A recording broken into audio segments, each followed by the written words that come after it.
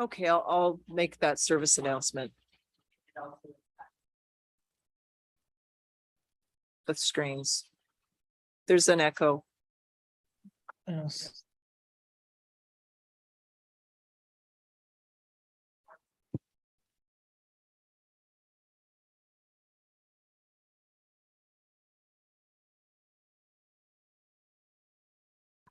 Good evening, everyone, and welcome to our regular council meeting of Monday, October 3rd. For those folks viewing online with us tonight, we are experiencing some technical difficulties in that our Wi-Fi seems to be kicking in and out. So I believe the video would remain recorded, but the live stream may cut out at some point. We're doing our best to monitor that in the meantime. So welcome, everyone. I do wish to begin by acknowledging that we are meeting on the territories of the Sauk and Sianu Nations. And council, I'll look for your approval then on item number 3, which is approval of tonight's agenda to be adopted along with the supplemental information for item 5.1. It's moved by Councillor St. Pierre and seconded by Councillor Beddoes. Any questions? Seeing none, all in favor? And that's unanimous. Thank you. So item 4.1 is the development variance permit for 7023 East Souk Road. So I'll turn this over to staff, please. Thank you.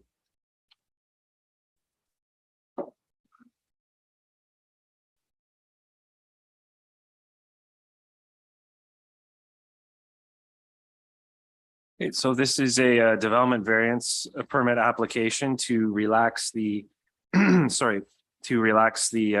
steep slope setbacks to reduce the horizontal setback for slopes greater than 30%. The property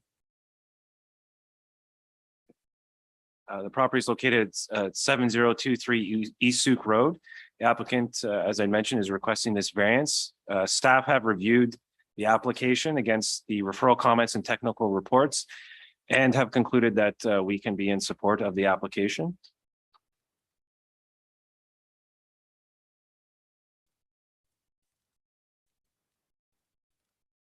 Thank you. So this is a layout of the site for the Silver Spray Marina subdivision application. So this is where the variance is being applied. Originally, when applied for, there was a number of lots that the applicant had identified for steep slopes variance. Upon review of the initial submission, it was determined that the best approach would be a variance to accomplish relief from the steep slope setback for the entire property. So at the time of subdivision and ultimate building permit application, this variance would be in effect so that future building permit applications would not need to come forward on an individual basis, so long as they complied with the geotechnical report that was submitted and accepted by staff. So the site property is zoned as a CD3B Silver Spray, and the property is about 3.38 hectares and has previously been approved as part of an overall comprehensive development zone as the Silver Spray area. Now, before you on the screen here is a summary table of the analysis from the geotechnical engineer from Coast Geotechnical. And so this is the breakdown that if approved tonight for the variance will be included as part of the development variance permit, indicating at the time of building permit application, the siting for the buildings will need to comply with the recommendations of this report. This will also appear on title and will also help satisfy the requirements of the preliminary layout assessment, which is required as part of the subdivision application that the applicant has forward with us.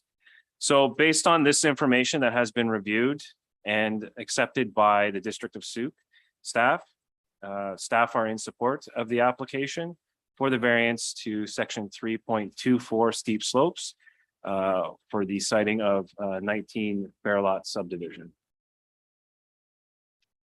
That concludes my presentation. Okay, thank you, Mr. Paulo. I'll ask council members if you have any technical questions of staff on this matter.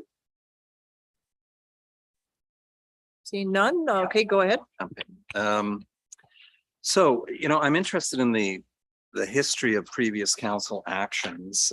You've identified here on page 5 of the agenda, 12 permits and zoning amendments. Unfortunately, you've not put the dates in, and perhaps future agendas, we could see dates of these. But when I read the first 5 development permits were retired, what does that mean? Through you to staff, please.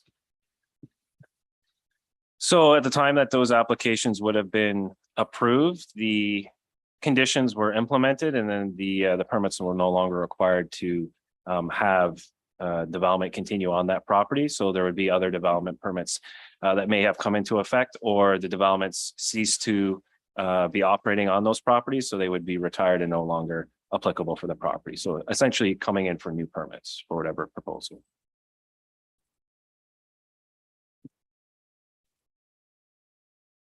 Yeah, it's as good as it's going to get. In terms of this particular variance permit application, I see the first Coast Geotechnical report that was dated March 15th, 2022, and it was found to have discrepancies between the various plans, quote unquote. Could you explain further about that? So as part of the overall civil design review for the subdivision application, there's a number of works that were required. So stormwater management, the grading plan, the geotechnical report.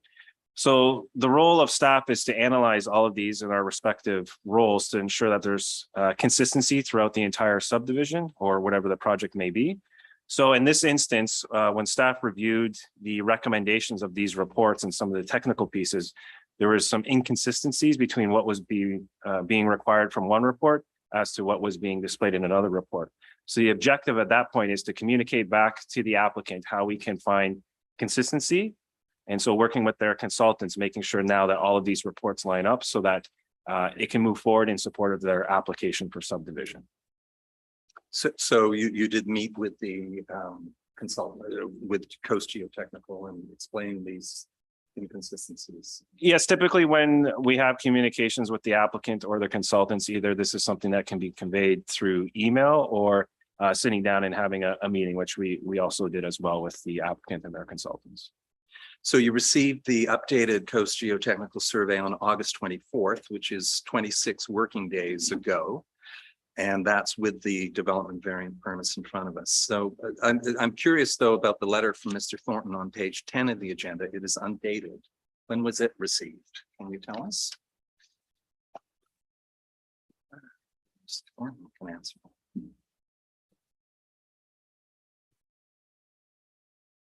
I'd have to go back into the file and check specifically what date that was. That would have been with the original application, and see if I can get that application date.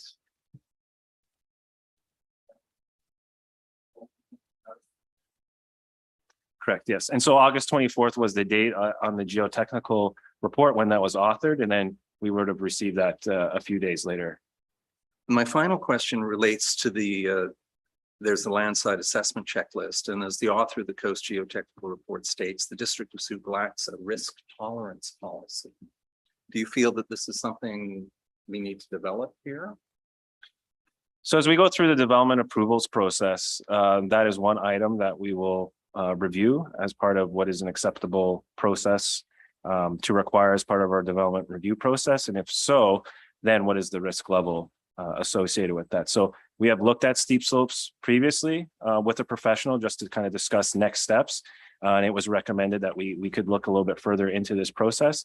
But as I'd mentioned, that's part of the development approvals grant that we'll continue to work through. Any other questions from members of council?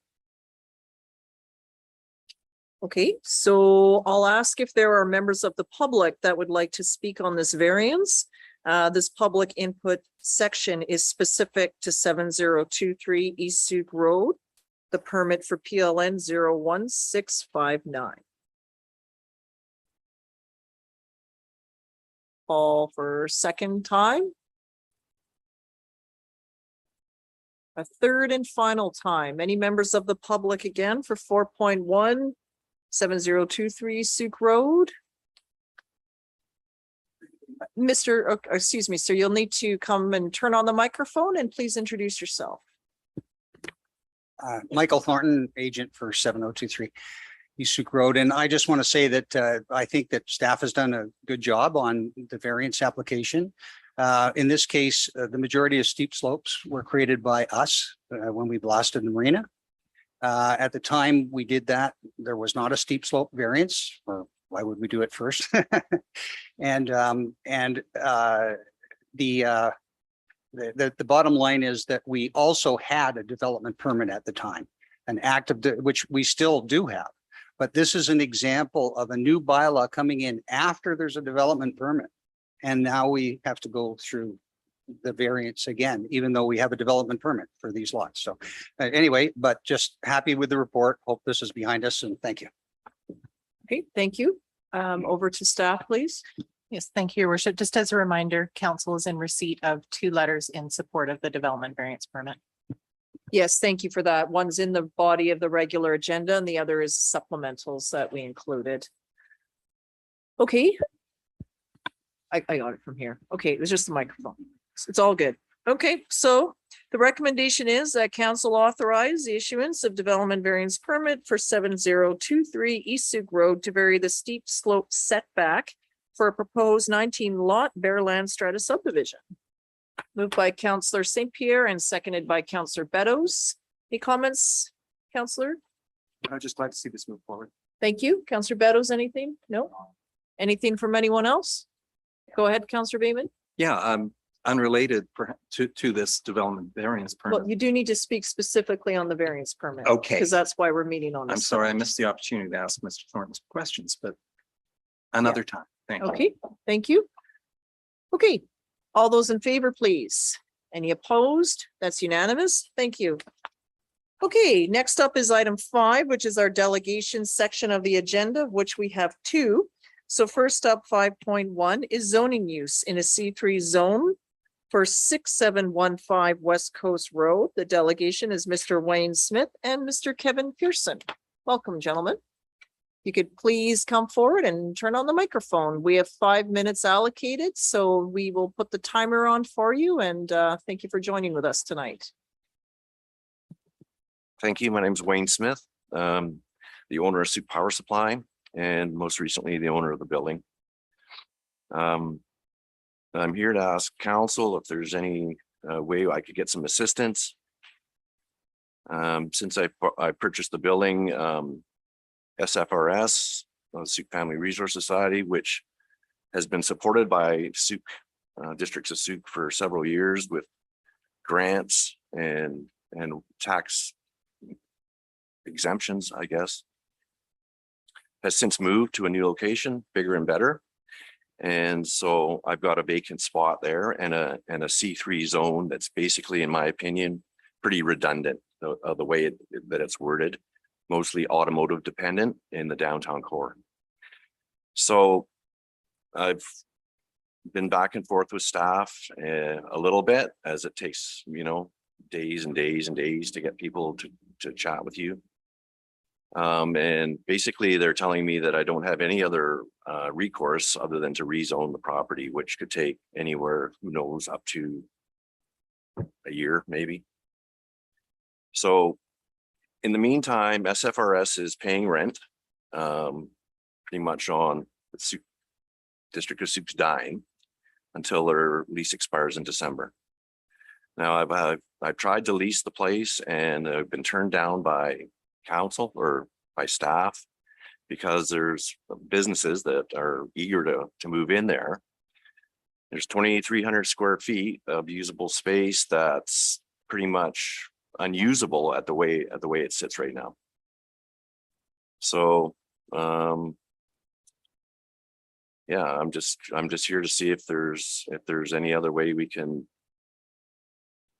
maybe adjust some words in the way that the zone's written. Or maybe, I don't know. Thank you, Mr. Smith. Sorry, Mr. Pearson, would you like to add? You come on up, please. Mr. Smith, sorry, you'll need to move over. Thank you. Thank you. Playing chair. That was a little weird. Thank you. Thank you for the opportunity. My name is Kevin Pearson. I live at 1930 Maple Avenue. I'm familiar with the property based on my prior experience on council, primarily between 2014 and 2018. The former owner of the building put the addition on, and before Sooke Family Resource Center went in there, there was a number of applications that came forward. One was a brewery, which unfortunately couldn't wait the time and ended up moving to Langford promptly and was accepted well in Langford. And I hate to say that, but that's what happened.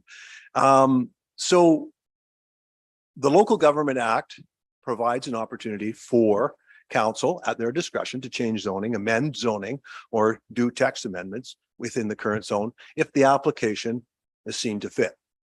Mr. Smith came to me through Bill Zigay, who was a former owner, which was a personal friend of mine, and I just happened to be at Bill's house when it happened. I want to give you the background how I got involved, and I had that familiarity with. We did provide a text amendment for the brewery and as well as Sooke Family Resource Center, and council can do that through the Local Government Act and the Community Charter in the current zoning. So 3 applications have come to Mr. Smith in the way of tenants. The first one was a yoga studio. The second one was a boxing club, both after hours and pretty benign use. And the third one, I'm allowed to say the third one? Yeah, it's a dental office. There's a dentist in Sooke that has to move. So when you look at it in our downtown core, in my opinion, my humble opinion, is that all 3 of those are pretty good uses for our downtown. C3 is fairly restrictive. I'm always of the opinion that you should be able to do in C2 what you could do in C1, and you can do at C3 what you can do at C1 and C2, because the notion of C3 is more intensive use or more offensive or intensive, whichever way you want to look at it. So I told Mr. Smith I would come here and speak on his behalf based on my personal experience in council. So he's at a crossroads. Well, where the zoning takes a long time, he's charging Sooke Family Resource Center good money on their lease, and he can't let them out of that lease. And he told me that he is willing to consider that if he can get a tenant in there, and he's had 3 turned down. So because of business licensing issues. Is that clear for everybody? Kind of what we're asking. Through the chair to everybody. Before I go, I want to say thanks to you. I know this is probably all your last meeting tonight, and I want to say thank you to your worship and all 6 councillors for your last 4 years. I'm not schmoozing you up. I just want to say, you don't get thanked enough in that job, as I know. So thank all 7 of you for what you've done over the last 4 years. And congratulations, and thank you for your service to Sooke. So hope you'll consider Mr. Smith's application. Thank you, Mr. Pearson. Questions, Councillor okay, go ahead, Councillor McMahon. Do you have an example of the amendment that was made previously?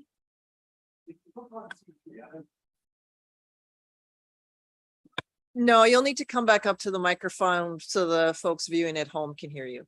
Yes, if you look in the C3 zoning, you'll see brewery added, and I believe the date was March of 2018. I'm shooting by memory now, but you can see that that's where council actually, and I'm through the chair, you as well as Councillor Loggins were on that council when we made those amendments, trying to make something work in our downtown. I want to add sorry, I forgot this is right. Everything I read scares me. We're on the cusp of a possible recession. We want to encourage businesses in Sooke, and all 3 of these, to me, made common sense to be in our downtown core. For Mr. Smith to go and zone half his building doesn't make really sense. It's kind of one of those conundrums, right? His business could take off and be, crazily busy, and he may want to expand his business into his space that's there now. But if he's rezoned it, he would have to come back for rezoning to put his own business back in there. So it's kind of one of those silly things. Sorry. Got it. Okay, thank you. Follow up for Councillor McMahon. Is the request for like that specific wording of health and fitness and dental health, or are you looking for one specifically? The solutions that I could suggest are temporary use. Mhm. You could come up with a temporary use permit for somebody who could have a business in there and exist. That's an option for council. Also, if Mr. Smith had a solid contract, or had somebody that was really super earnest and wanted to know something fast, I think that you could turn it around fairly quickly with a text amendment. Okay, thank you. Counselor Beddoes? Yeah, through your worship. So you're not really asking for anything at this particular time. It's only if something comes forward, or is the dental office the one that's lined up? Yeah. I'm just a little confusing. It's hard to add anything to the text if you don't know what you're adding. So if you could clarify, I appreciate that. I actually have a verbal agreement with the dental office at this point for a 10-year lease. So that helps a lot. Yeah. So if your request is just to add the dental office, then we can discuss That works for me. I'll be retired long after that. that. Okay, thank Okay, you, Mr. Smith. Thank you. Counselor Bateman? So a dental office would be through you to staff. Would that be under health services, which I think is in C1? And possibly, I looked today, but have not gotten with So health services is located within the C2 zone C2. and in the C1 zone as well. So typically the surrounding properties to this specific location are C2 zone. And in terms of Mr. Pearson's suggestion regarding it, do you have thoughts on what might be an immediate fix to me? So each zone serves a specific purpose and excuse me, with those uses, they're categorized. So C1 is your neighborhood commercial. So those are more smaller scale type hub services for a community. And then you branch out to the C2 general commercial, which provides that wide range of commercial uses, which we find throughout the property zoned within the town center because of a much more extensive list. And then we get down to C3, which is categorized as a service commercial, which provides for uses within the district that are automobile dependent. And that list then becomes a lot more restrictive at that level. So adding health services to that as a text amendment would be a faster process per se. It puts the use in there so that it's now considered for any future developments. However, we have to just weigh the appropriateness of that for the purpose of service commercial. So that would be something that would come forward in a staff report. Okay, and finally, one more. I'm curious about how the Soup Family Resource Society, which is not on the district's dime, by the way. We do have a service agreement with Soup Family Resource Society, but that goes for prenatal, adult counseling, and youth navigator services. So not to the thrift store.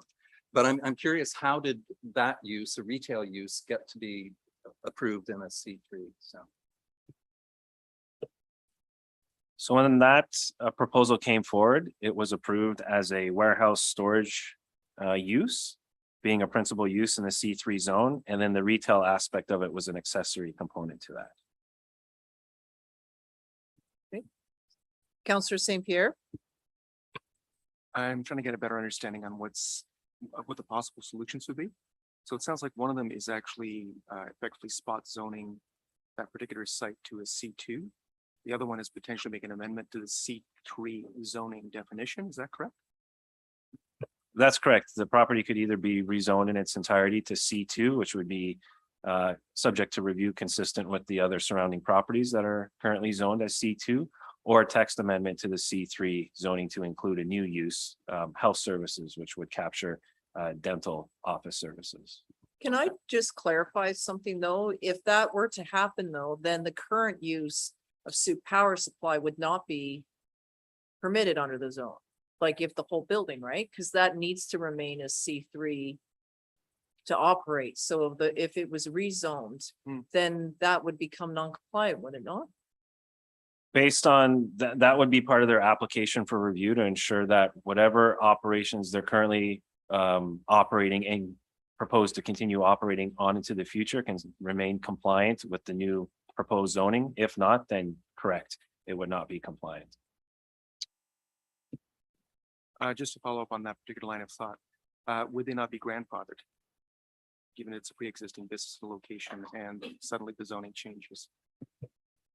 when we go through a process of rezoning, support for rezoning should ensure that all use of the land through that rezoning process ensures compliance moving forward. So given the applicant is actually the person coming for rezoning, they have to come into compliance. Okay.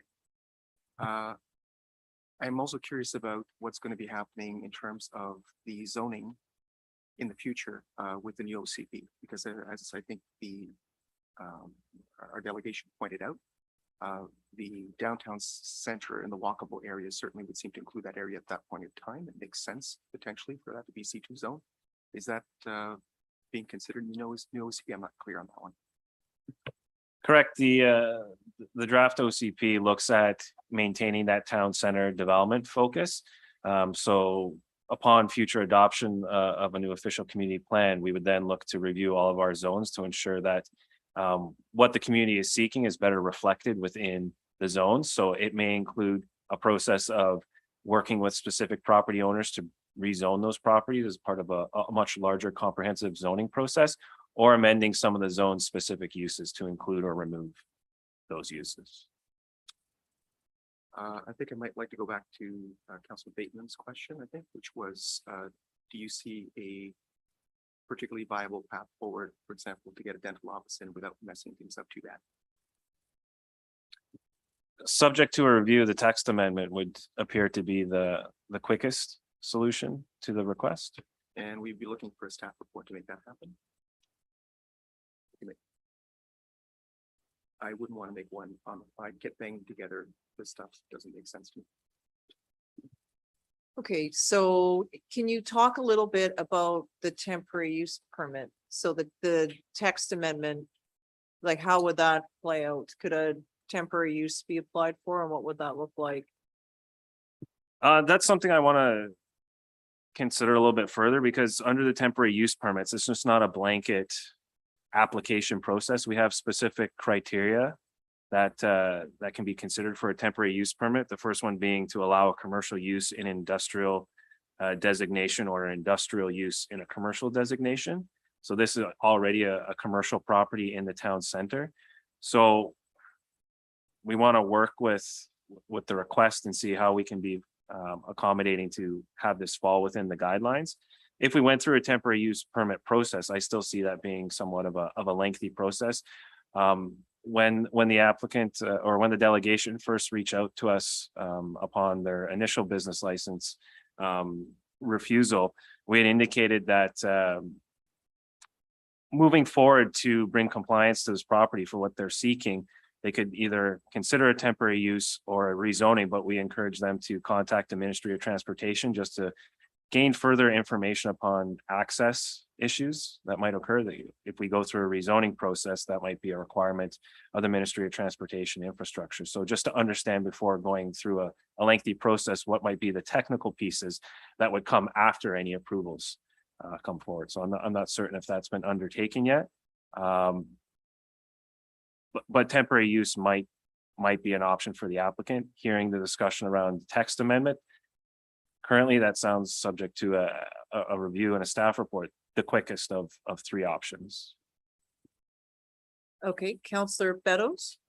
Yeah, I just on a temporary use permit, I have to go with my memory again. They're for like a 2-year period, and now we're talking about a 10-year lease.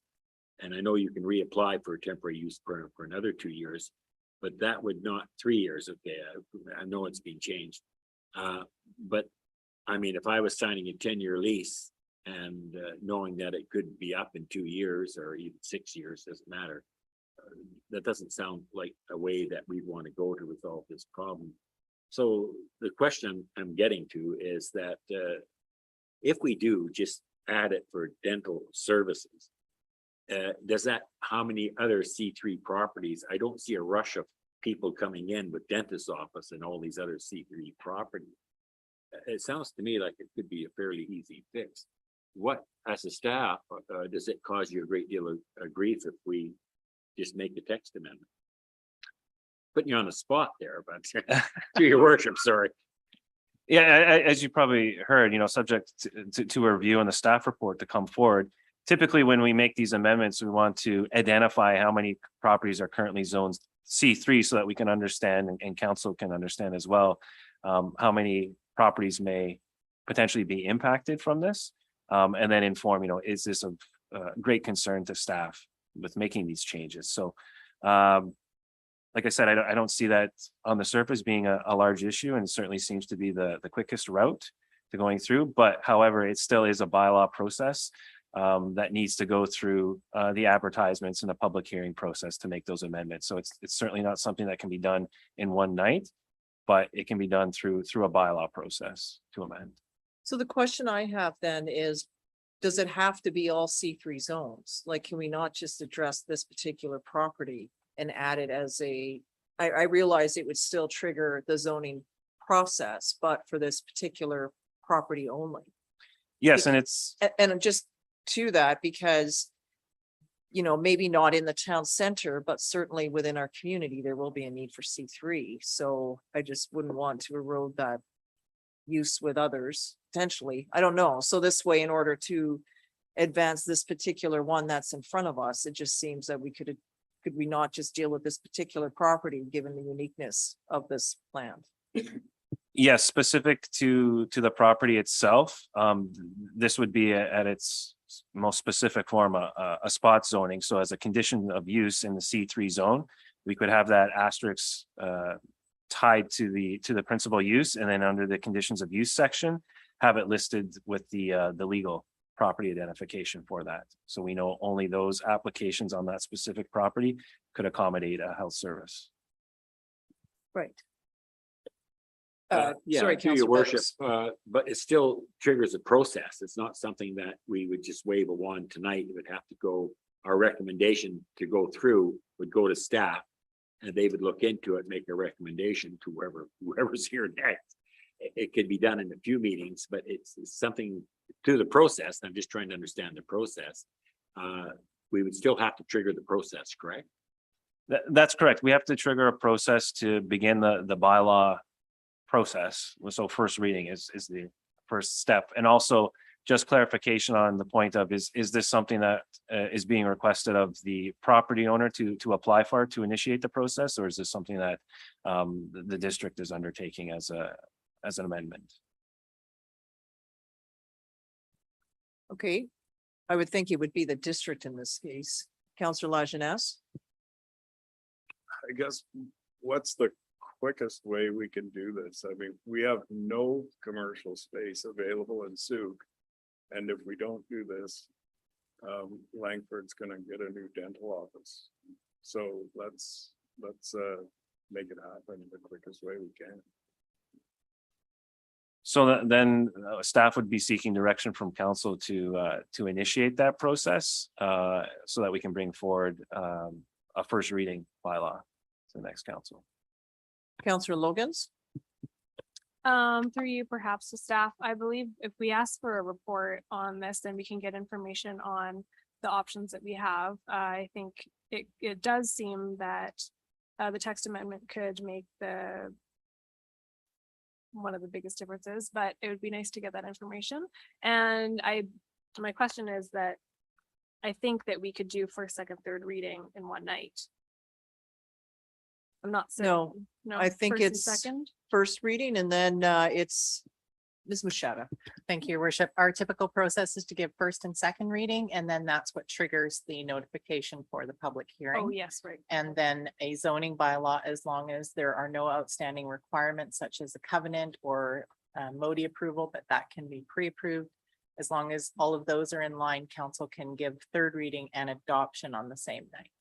Gotcha. So So as long first as and there's second enough reading. public meetings for hearing. us to meet the advertising requirements, so probably about a 3 to 4 week period once the report comes forward. Right, thank you. Okay, Councillor St. Pierre.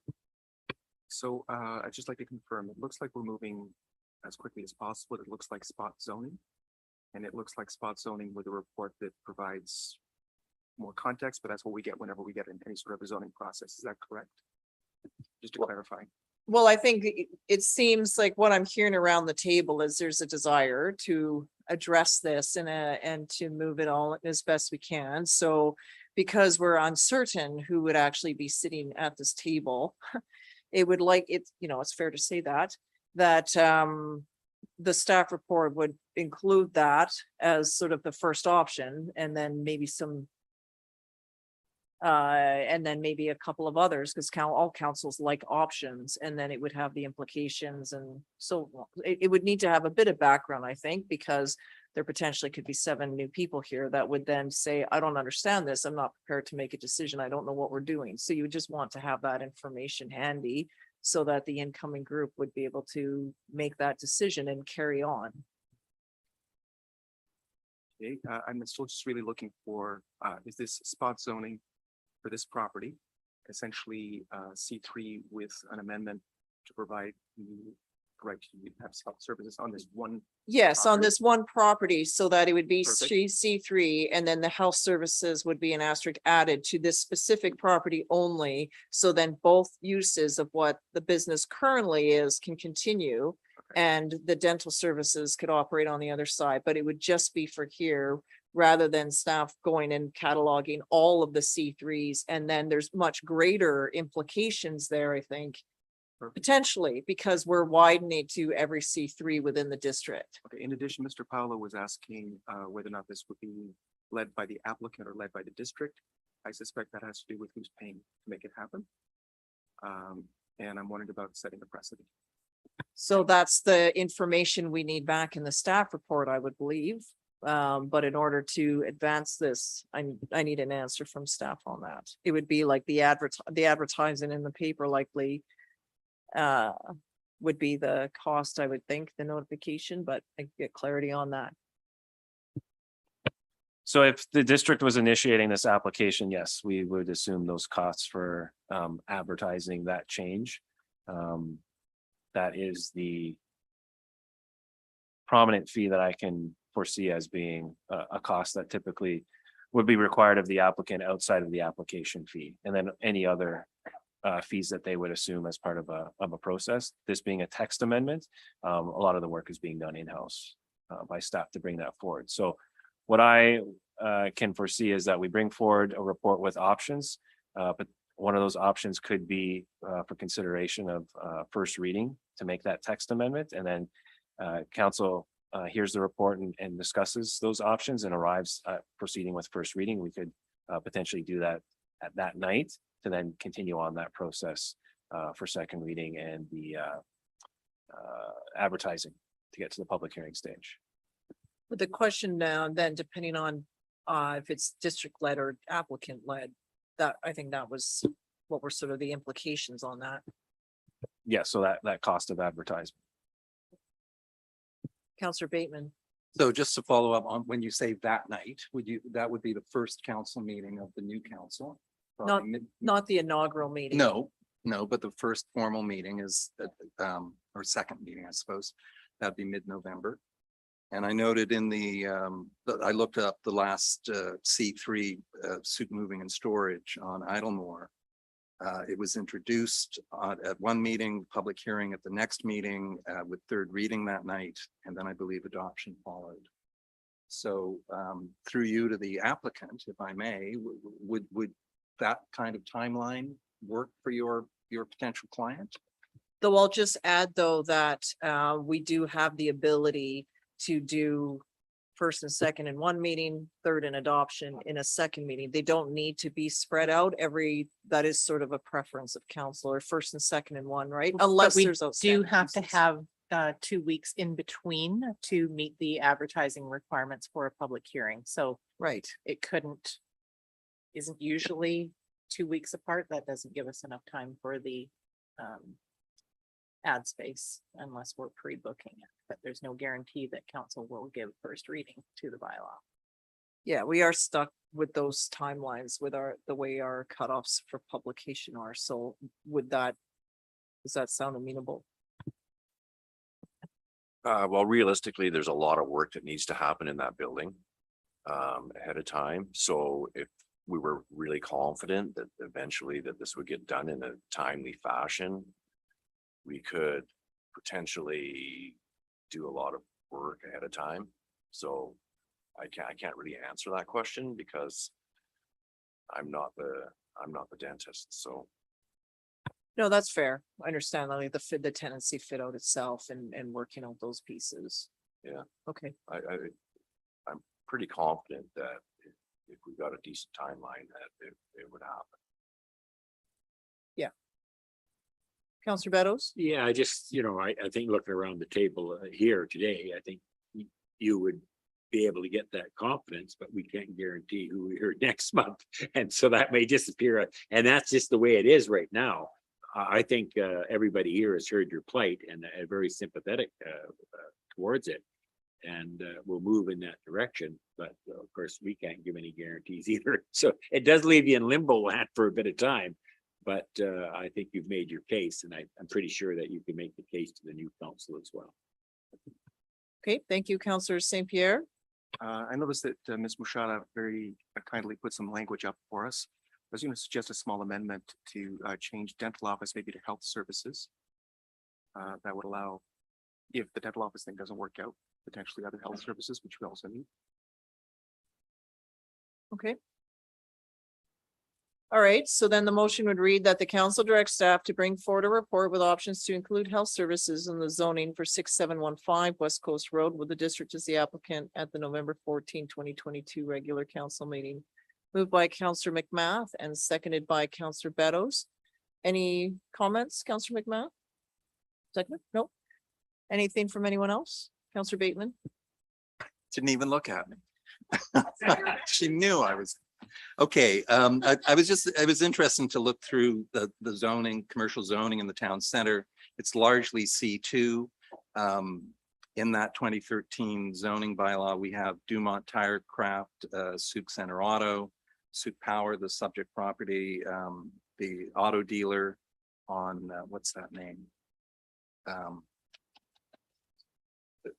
Yes, on Anne Marie, the auto glass repair and the former Wadham's, the former Haldane family garden property. So I guess those were all existing uses that were just when the zoning bylaw happened.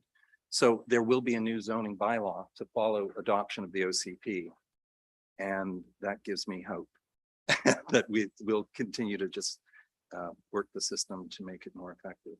And also, your comment that it takes, I didn't ask the question through staff, but it takes 1 year to rezone a property. I'd be disappointed if it was as long as that, but maybe it is. I don't know. I don't know if it's time for a question. No, not related to general zoning matters. That's a different question. So I'll just add that it seems from the recent weekend campaign events that all members that are all candidates are really keen to do good work for the municipality. So regardless of who's at the table, I'm assuming they're all watching the webcast now and taking notes and following along. So that certainly should anyone be affirmed into office, they would be up to speed and ready to hit the ground running. So that would at least be my expectation. Thank you. Okay, so I will call the question. All those in favor? That's unanimous. Good luck, Mr. Smith. Thank you. Thank you, Mr. Pearson. Okay, next up is item 5.2. Delegation under tree protection for Mr. Jonathan Francoeur, please. You have 5 minutes and we will turn that on when you start speaking. Thank you.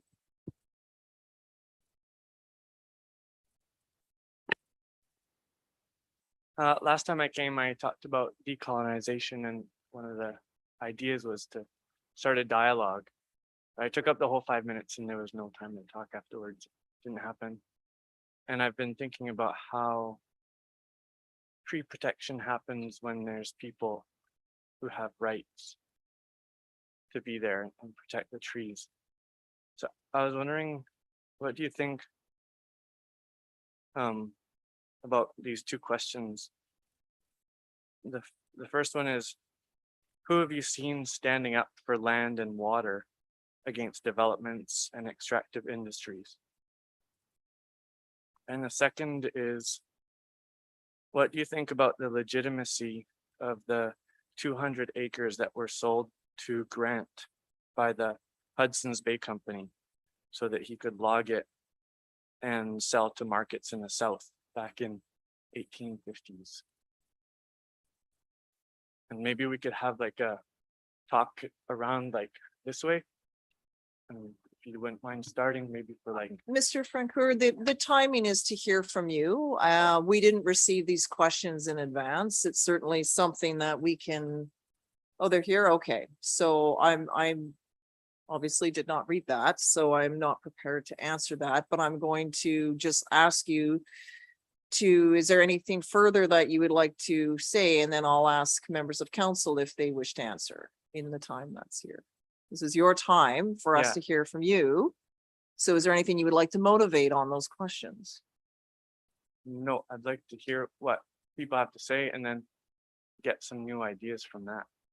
Okay, so I'll ask members of council, for those of you who wish to answer the question, that is up to you. You may consider doing that. They're in the delegation reports.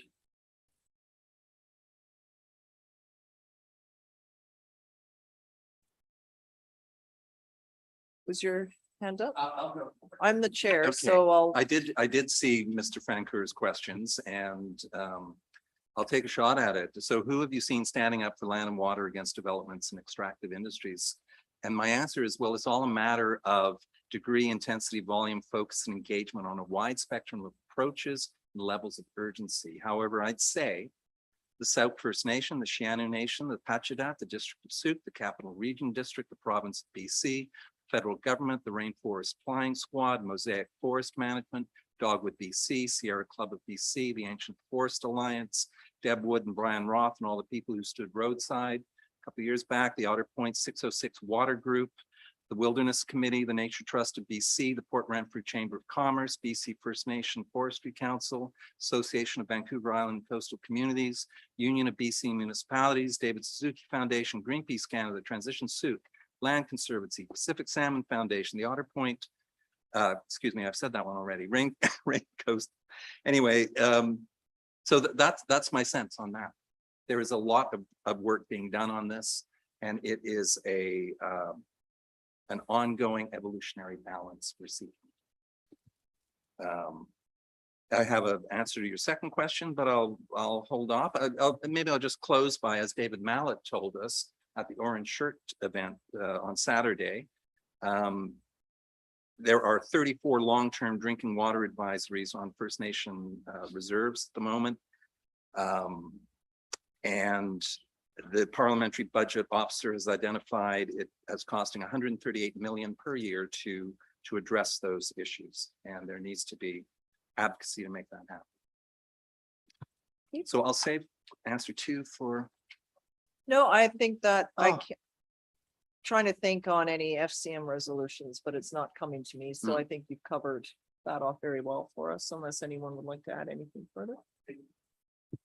I couldn't add to that long list. Thank you, Councillor Bateman, There for are having more. that There are information. many more. Oh, I know Yeah. there is, and there's people come to us all the time in regards to trees and this question, so but I don't have a long list like you, but I thank you for that. I think you've answered for all of us. Maybe would also add the children of our community as well as many residents as well. Yeah.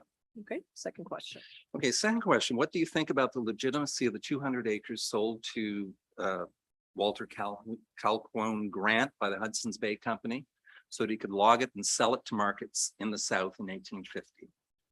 So for me, there are the way things were when colonial practices were unquestioned and the norm. And through 2022 eyes, they are wholly unfair, unjust, and wrong. Through 1850 eyes, however, they were business as entirely usual. So, you know, I've done some research on the South perspective. I had a look at That Was the Way of Our Life. Susan Lazar Johnson wrote that little book. There's a website published as part of her graduate thesis by Trina Lynn Sutton, South member, the South Comprehensive Community Plan, the South Consultation Development Guidebook. And, you know, I found years ago, I found in 2019, at the hearings of the Vancouver Fraser Port Authority for a new terminal for the Trans Mountain Pipeline expansion. Chief Chips and Chief Plains both spoke on that meeting. And I'll just, without his permission, and I feel a little awkward doing this, but I'll just read some of what the direct transcript, which is available online and publicly. So, you know, like the elders always say, when you're talking at meetings like this, you've got to put it in the perspective of what it would have been like 150 years ago when we had that relationship in our village where people are starting to live with us, i.e. settlers, and we all learned to live together. It was a different time, a different era. People fought differently. And I think it was a good time for a little while until exploitation of resources within our territory put us on Indian reserves. He goes on to say, you know, you're from England, Scotland, all these other places that built cabins in our bay and our harbor. And then all these natives are just walking into the house and sit on the floor. But over time, we learned to adapt and we learned to live together in a good way and grow up together. He then ends in a very positive point. If we have enough communications with people in Southern Vancouver Island, and also with British Columbians, Canadians, I think we could work today we could do work today that'll have an effect for future generations. I'm talking about effects around climate change. I'm talking about effects that industry will play. And finally, I just wanted to, you know, I've got this pretty interesting book here. It's John Muir's, the John Muir story. And just to let you know about the mindset of the settler who arrived here in late 1848, John Muir, his wife and 5 children responded to an advertisement from the Hudson Bay Company. £1 per acre on Vancouver Island, minimum purchase of 100 acres. £100 was too much for them, and so they emigrated and cut a deal with the Hudson Bay Company to work for 3 years in return for 25 acres. This was part of a colonialization policy of the British government at the time. They wanted a wave of settlement to come and settle Vancouver Island for the geopolitical reason that the Americans, to prevent expansionist desires of the Americans. So the British government leased Vancouver Island to the Hudson Bay Company for 10 years. And the company in turn would commit to encouraging colonization. So Muir, the deal for him, he had to pay passage, which took 6 months to get here, for his wife and 5 children. But he also had to pay for 5 single men or 3 married couples. So the whole point was to, anyway, there's business as usual. Colonialization in action. And here we are in 2022 with a memorandum of understanding between the District of Sault. I haven't addressed a word about your tree question, but I think I better stop. But I certainly feel that you've answered the question very well. So thank you for that thoughtful preparation, for having that ready for all of us. Is there anything anyone would like to add? I know that the book in question is available in our Sault Museum, as well as the other ones referenced as well. Should anyone choose to do further reading on their time. Councillor Beddoes. Yeah, just that there's a treaty process going on now that's dealing with that, and a lot more people more up to speed on that whole process than I am. So I don't feel even qualified to comment on it. It is something that has to be looked at by another group of people with a great deal more background than just do it off the top of my head. It would not be good. Okay. Councillor Lajeunesse, did you wish to comment? What he said. Okay, thank you. Okay, thank you, Mr. Franco, for your delegation tonight. Okay, moving on to item 6, report of the Chief Administrative Officer, Mr. Schaefer. Nothing this evening, Worship. It's the last time with this council, Mr. Schaefer. Anything at all?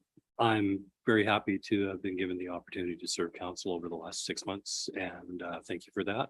And because there's an election coming up, I feel constrained from saying anything else, but it's been a pleasure working for you. All right, back at you, Mr. Schaefer. You started with us and you're finishing with us. So thank you very much for being with us on this journey. Okay, bringing us to item 7, which is our public question and comment period. So this section here is for all remaining items on the agenda. The variance had its own specific area of comment. So I'll just look to see if members here today would like to comment on the items on the agenda. Should you wish to, please just turn on, well, microphone's on. Please leave the mic on, and we just require your name and name, please, municipality of residence, the local government that you reside in, and let us know what you would like us to hear about.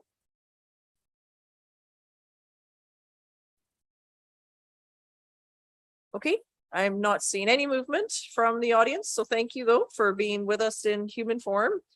So we'll move on into our report, or pardon me, onto the consent agenda. So that'll be item 8.1. Basically, is the item here is correspondence. So the motion would be that the item 8.1 be adopted by general consent.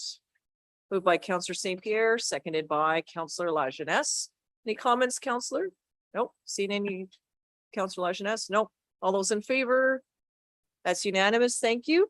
Report section, 7023 East Suk Road. Over to staff, please.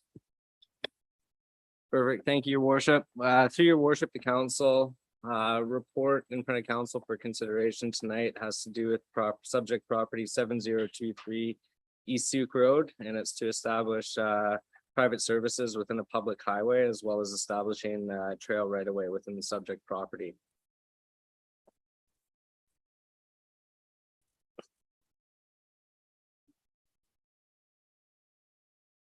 So the District of Suk has received a subdivision application for the property located at 7023 East Suk Road to facilitate a new 19-lot Bearland Strata subdivision with the within the private Silver Spray Marine Estates development. The existing lots divided by East Suk Road, with the portion of the lot located to the northwest between East Suk Road and the Suk Inlet, with the remainder of the lot located to the southeast of East Suk Road. Prior to the final subdivision approval, all proposed lots must be connected to a sanitary sewer service. This strata development is outside the district sanitary service area. As such, the applicant is proposing a septic field located on the southeast portion of the lot, a sewer force main crossing East Suk Road, part of the public highway, and is required to provide sanitary sewer connections to the proposed strata lots 1 through 10 located on the northwest. The applicant is requested to locate privately owned sewer force main within the public highway on East Suk Road.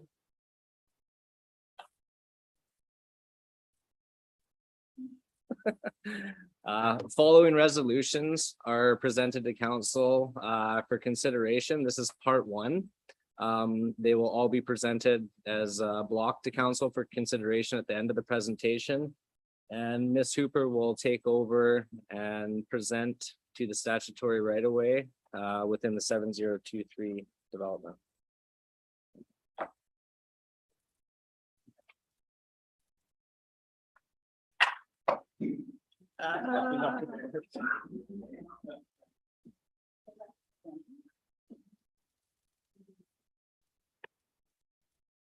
All right, I'll settle in.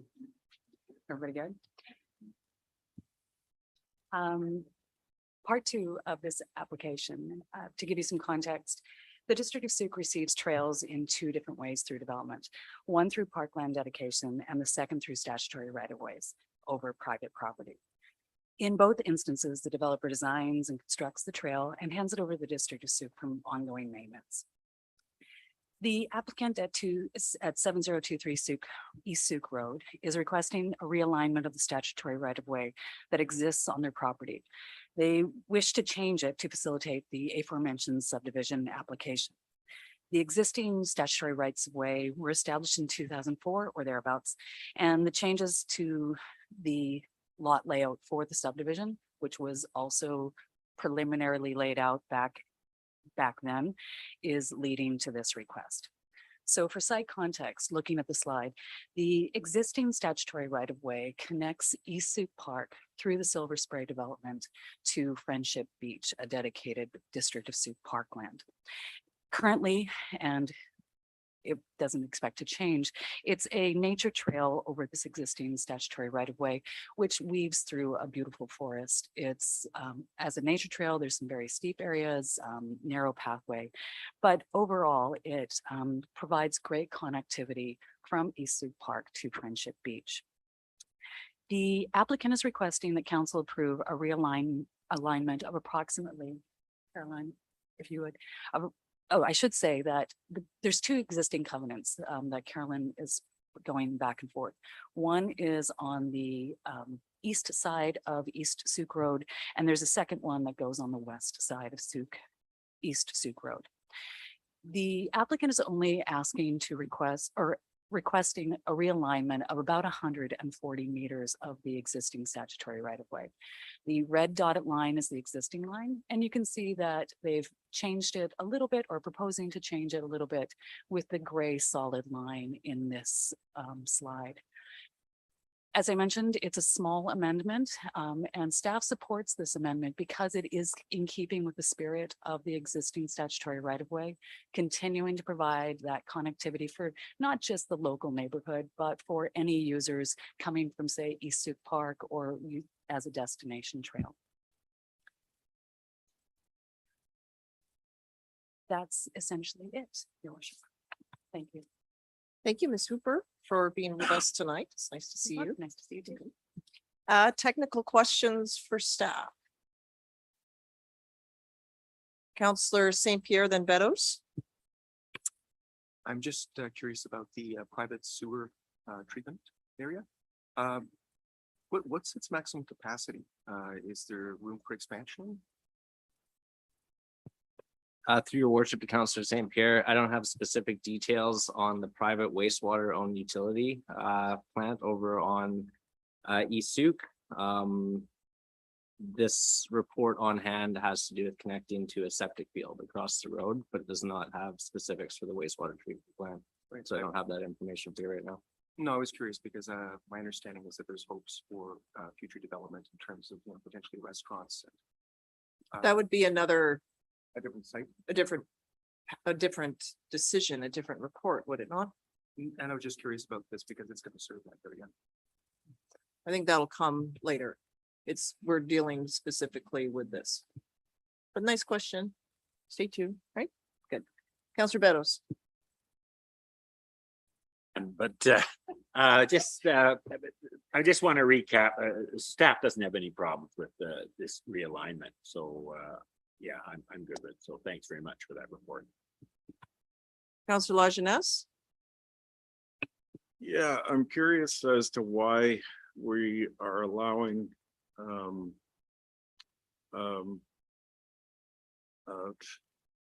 this to go forward without connecting to the existing wastewater treatment plant that's on that as part of that development. Because it is all rock. We're trying to clean up the harbor and basin, and it's going to be draining right into the mouth of the harbor. But filtered through the ground, I guess, with it, but everyone up like Kaltassin and Whiffin Spit, we're trying to expand our wastewater collection to those areas. Why not this one as well? To your worship, to Councillor Lajeunesse, great question. Staff have talked to the owner of the wastewater treatment plant out there. The district was approached in the spring with a red line on a drawing, showing a potential connection for several of the developments and areas out in East Sooke to put them onto the privately owned wastewater treatment plant out there. Staff have provided back comments, requesting a proposal to demonstrate capacity of the plant, demonstrate asset management plans for the plant, overall plans for the whole area out there in relation to capacity and what the future capacities would be, as well as a proposal outlining all this so we could work with the owner of the plant to potentially facilitate more properties coming onto the plant out there. That was in the spring. Several months later, a few months later in the summer, we did receive one drawing without a proposal. We have conveyed and communicated back to the applicant that we need a full proposal, a proper proposal. Then it was, and that we'd prefer that the sanitary collection infrastructure was placed on the road right of ways out there, not located in trails. The applicant, owner of the plant, had then conveyed back to us that they would prefer it on the trails. We then said we would consider it in this area, even though it wasn't desired by the district, but we would still require a full proposal to go forward with putting in collection systems out in East Sooke from the owner of the wastewater treatment plant utility. In the district of Sooke, we are responsible for wastewater treatment. We are also responsible for the collection system, which goes up to the property lines. We've conveyed to the owner of the treatment plant that we'd request or require this proposal from the owner of the plant, and to demonstrate that all the capacities were good, and we would review the proposal and facilitate it. To date, we have not received such proposal. When we do, we will work with the applicant and see what they put forward for a proposal to facilitate further connections to their plant. Any follow-up, Counselor Lajeunesse? Nope. Okay, turn off your microphone. Counselor Bateman? Yeah, could we hear from the applicant on? We've these? already completed public input. This is the recommendation that seemingly is in front of us. So that's sort of what I'm looking at, is what is in the report, and it's all about right-of-way use and so forth. So that's the decision that we have here. Like.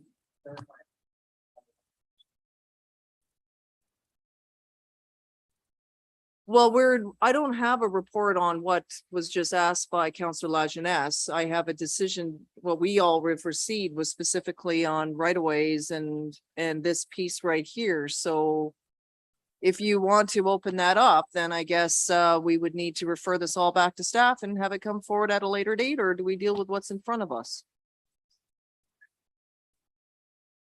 Sure, Ms. Hooper, would you mind shifting? Thank you. Turn on the microphone, please, and introduce yourself. Sure. Michael Thornton, Sioux Point and Silver Spray. I think everyone's intentions are good, but I think we're missing the mark. I thought there would be an opportunity to speak to the trail right of way, the direction of it, and the wastewater treatment plant.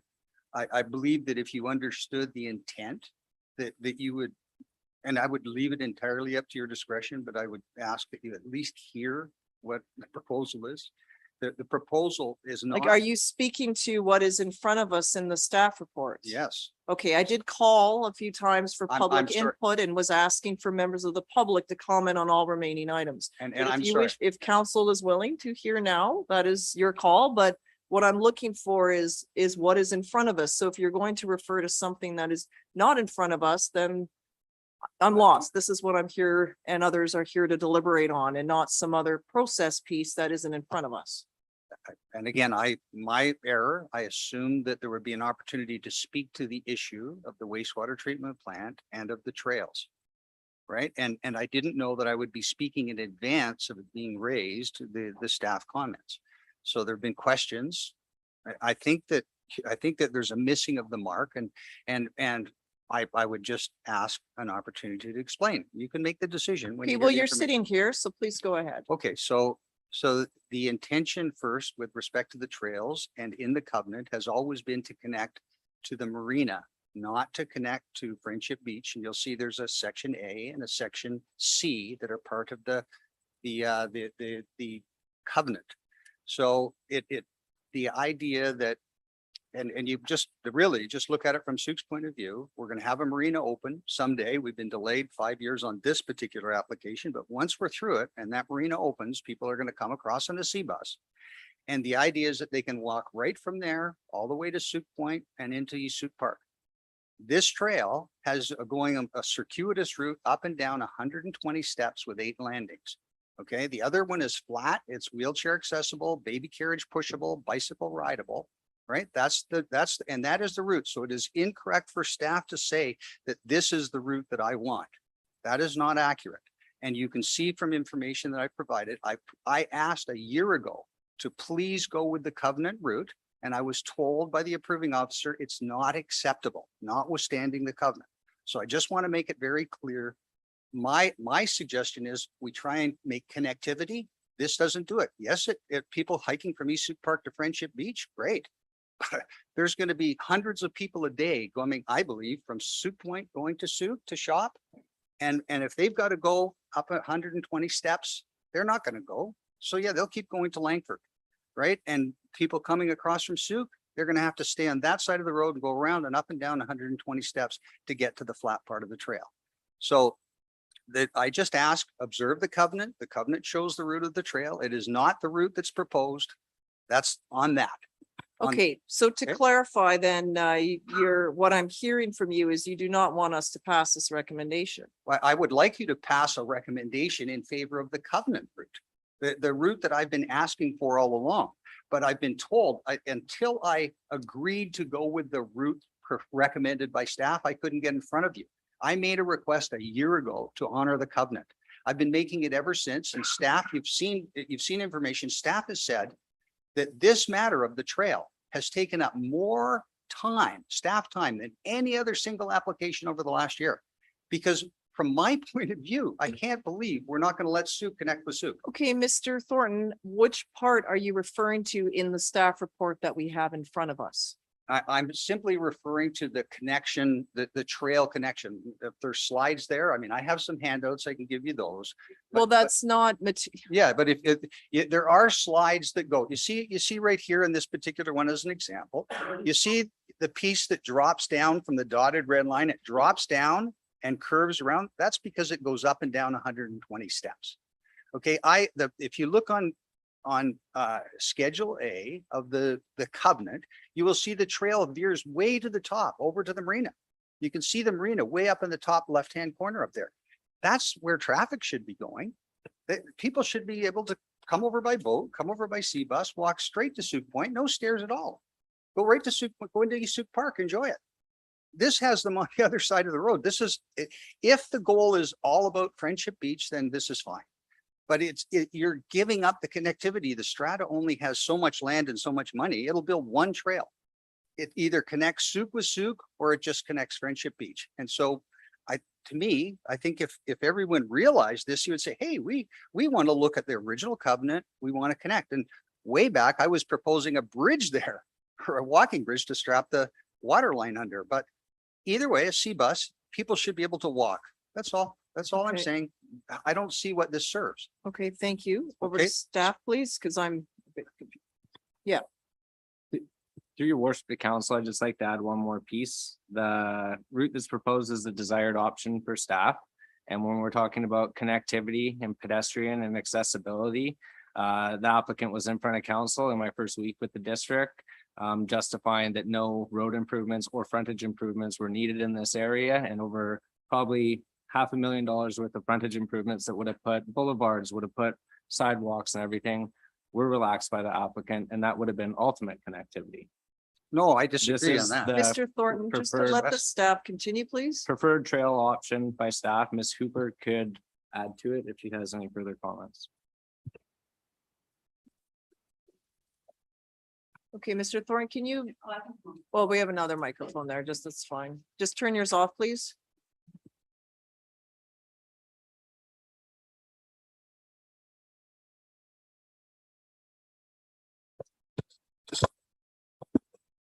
Through your worship, to the rest of council, the proposed statutory right of way is indicated. Sorry, the existing statutory right of way is indicated in the red dotted line.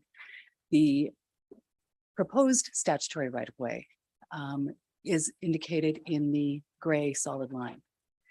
The final resting point adjacent to, or the final terminus adjacent to Friendship Beach is the same. It does not lead any particularly different location that of the marina. It still goes to that same top point in the top part of the map. The applicant has made the application to change this to fit to our understanding with his existing lot layout. If he chooses not to do that, we can happily revert to the existing statutory right of way as is. Okay, Counselor Beddoes, you have a question? Yeah, I'm sorry, I'm a little confused here because I thought that this proposed in gray was what the applicant wanted. That's not the case, is it? So the applicant wants to go back to the original covenant. And what does that look like? Is that the blue, or it's not red, it's blue dots. Is that the original one? Yeah, I know, in my screen, it's blue, yeah, okay.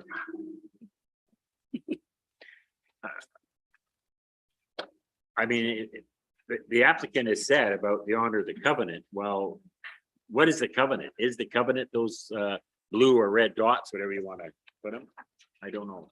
Through your worship to Councillor Beddoes, that is correct. The existing covenant is the red dotted line. Sorry, the existing statutory right of way. The proposed statutory right of way is the gray solid line that you see, that thicker one.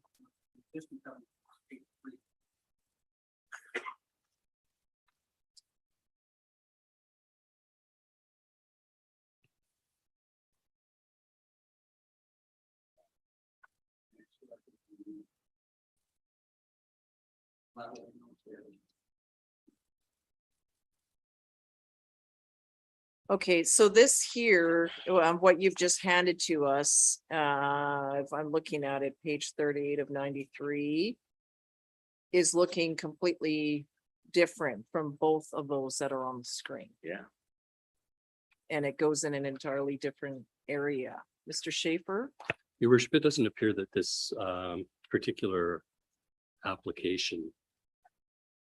No, it appears to me that this particular application is not ready for council consideration. So I believe that we need to bring it back and put it forward on the 14th after we've had some further discussions with the applicant in order to get this straightened out so that when we bring something forward to council, there's some agreement between the applicant and staff, and you get a cogent presentation of something that's desirable to both parties. Please No. just take a look at page 5. The letter with staff, you'll see dated August 30th, 2021. You will see staff do not support the proposed trail realignment highlighted.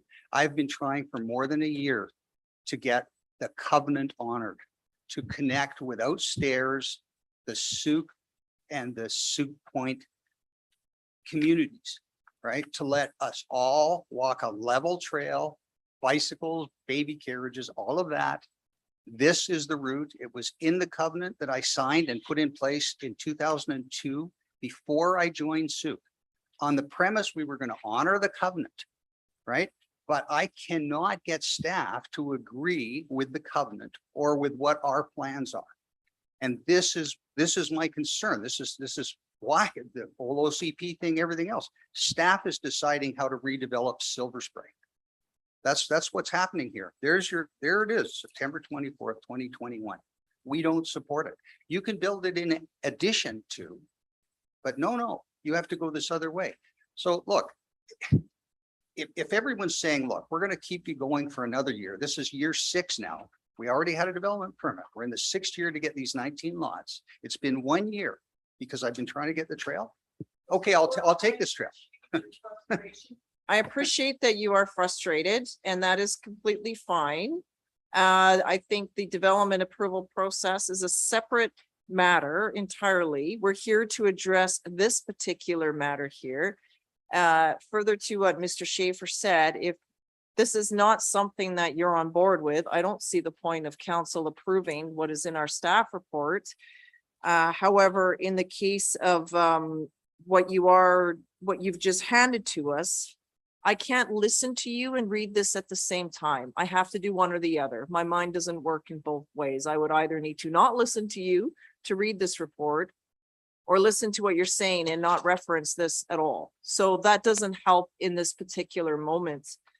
I think I tend to agree with Mr. Schaefer that this seems premature. I don't know what we are going to be deciding on tonight, other than just referring this matter back to staff.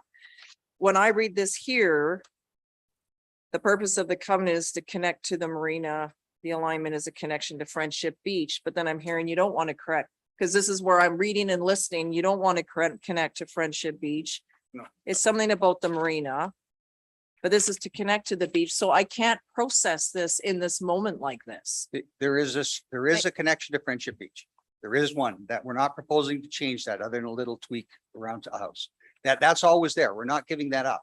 It's the connection to the marina that's being missed, right? That's all. There already is they were 2 separate park dedications. Friendship Beach is on Schedule C. This trail that we're talking about is on Schedule A. Okay, Staff is merging the 2 so that A goes to C. And A is supposed to go to the marina. That's all. Right?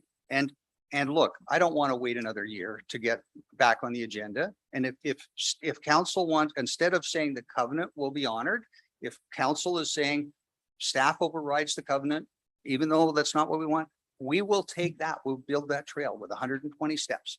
We're not saying anything in this particular moment, only trying to understand what is front of us and find a way to move forward in this in a way that's mutually agreeable to all parties and makes sense, but for both council sitting here as well as the members of the community that we represent. Councillor Bateman. To answer Ms. Thornton, or through you to staff, it won't take a year to get this back to council. Mr. Schaefer, I believe you said it the first. Your worship, we would try to iron out something with the applicant. We would put that as a priority, providing that the next council continues to consider this to be a priority. But at this point, having been provided with this now, it's my opinion that the applicant and the staff are not in any sort of agreement at all. And in that case, we need to meet with Mr. Thornton, try to figure out what it is that's going to work. Because asking council to approve something that frankly, Mr. Thornton disagrees with, or the staff disagrees with, council has the discretion to do whatever it wishes as a body.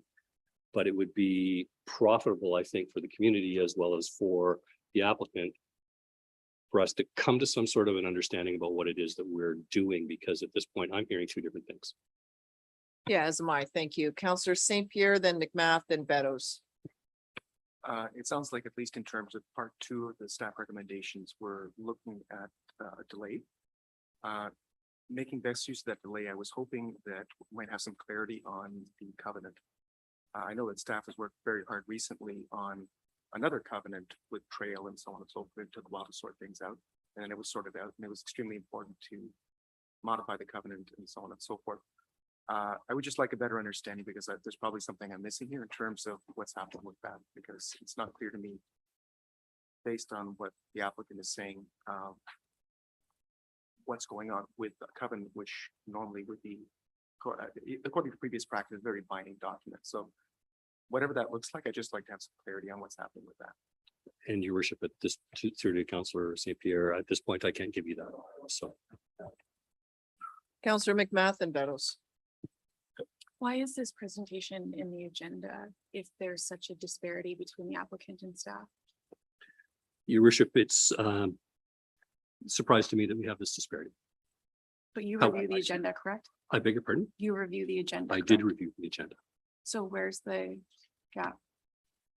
I beg your pardon again, sir. Where is the gap? The gap is apparently between Mr. Thornton's desires and what I would have assumed staff and what I believe staff understood would be the best path forward. Yeah, we if- see you. Pardon? I'm just speaking to your staff behind you. Continue. If we don't have a clear rapport with the applicant, as apparently we don't, Mhm. we need to have some serious discussions with him about what we do to go forward. Now, there's a portion of this report that deals with servicing that might or might not be acceptable to Mr. Thornton and to staff. That would be the 3 recommendations in part 1. Part 2 is obviously not agreeable to Mr. Thornton, and he's going to object very clearly to council adopting it. Perhaps we can deal with part 1 and put part 2 back for further discussion, if that's agreeable to Mr. Thornton. I just don't think this is like the proper process here. I think you're correct. I would absolutely agree with you. So there's like, we can all feel there's a lot of tension in this room right Yes. now because of that. So the challenging issue now is because you have an applicant that's been going through this process for a long time. You have staff that have a different interpretation, and now it's getting thrown on council to sort this all out.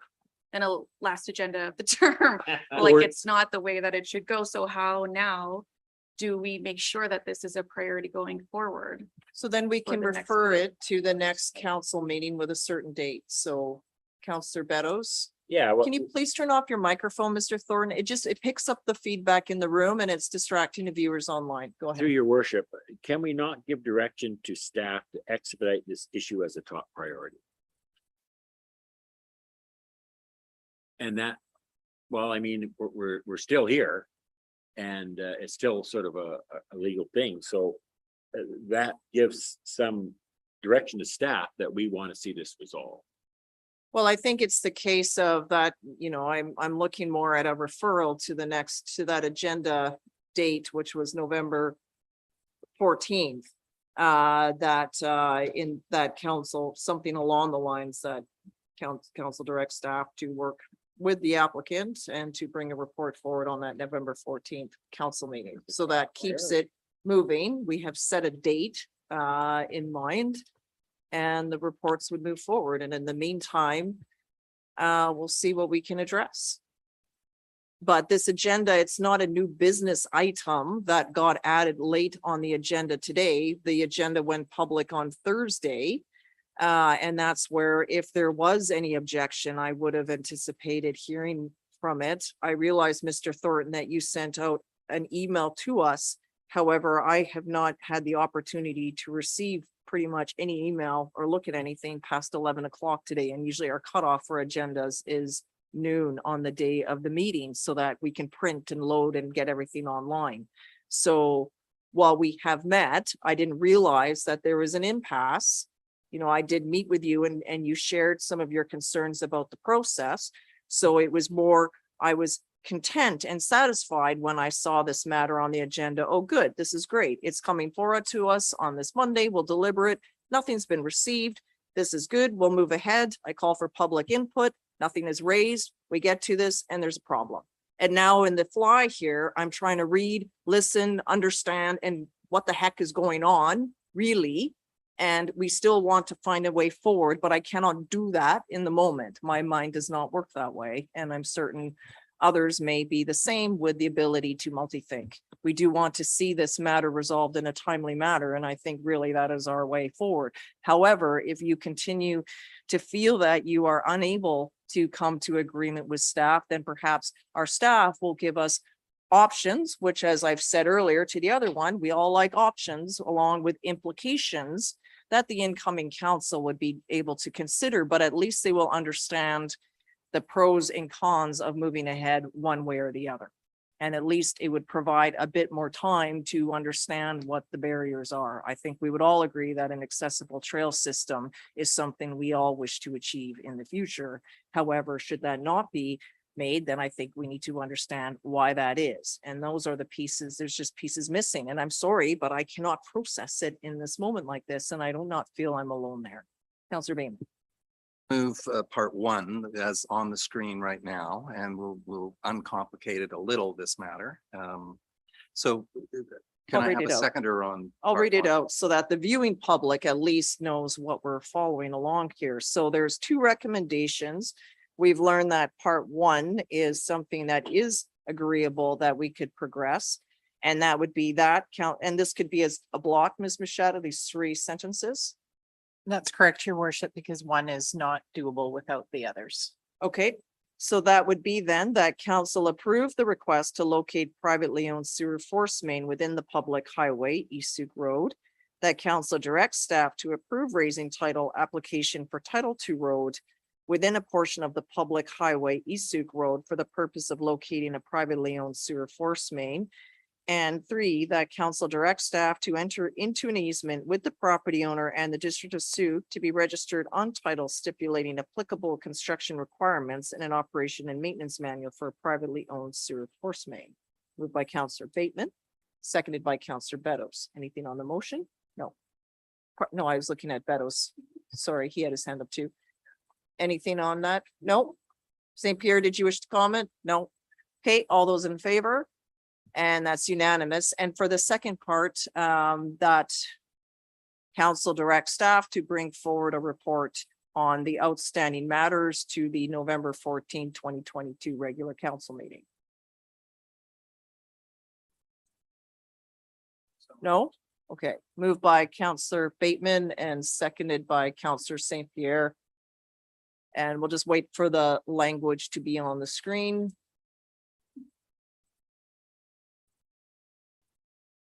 Does that satisfy you, Mr. Thornton, that we remain this as a priority? That would be the next possible date. I don't see this as something that can be addressed in an inaugural meeting at all. We are out of time in this term, so that is our next available option, and hopefully that will be enough time to resolve or at least come to some sort of an agreement. I just want to point out that I believe that council could deal with this. Staff has already confirmed that the developer builds the trail and they maintain it. This is the way I undertook to build it 20 odd years ago. I'm just trying to do what I promised the community to do. And staff, you saw, I proposed it more than a year ago. The odds of them changing their mind now, I don't know. Will I get back on agenda? When? I don't know. Well, Mr. Thornton, thank you for that. We have put a particular date for this year. Yep. This is a month. Yes, it is over a month from now, but there's a specific date in here that is scheduled that our council will work towards. And if we are unable to, if you feel or if staff feel they are unable to resolve this, then we will likely receive a report indicating why that is the case. I'm sensing that council is not ready to just move in a different direction. That perhaps is my perception, given I've worked with these individuals for 4 years. It's just over a month, and hopefully that will work. Okay. Members of council wish to, can you please turn off your microphone? Members of council wish to speak on this resolution? No. Go ahead. Yeah, I just find it incredibly frustrating, but the process of running it up to the clock as our last meeting makes it very, very difficult.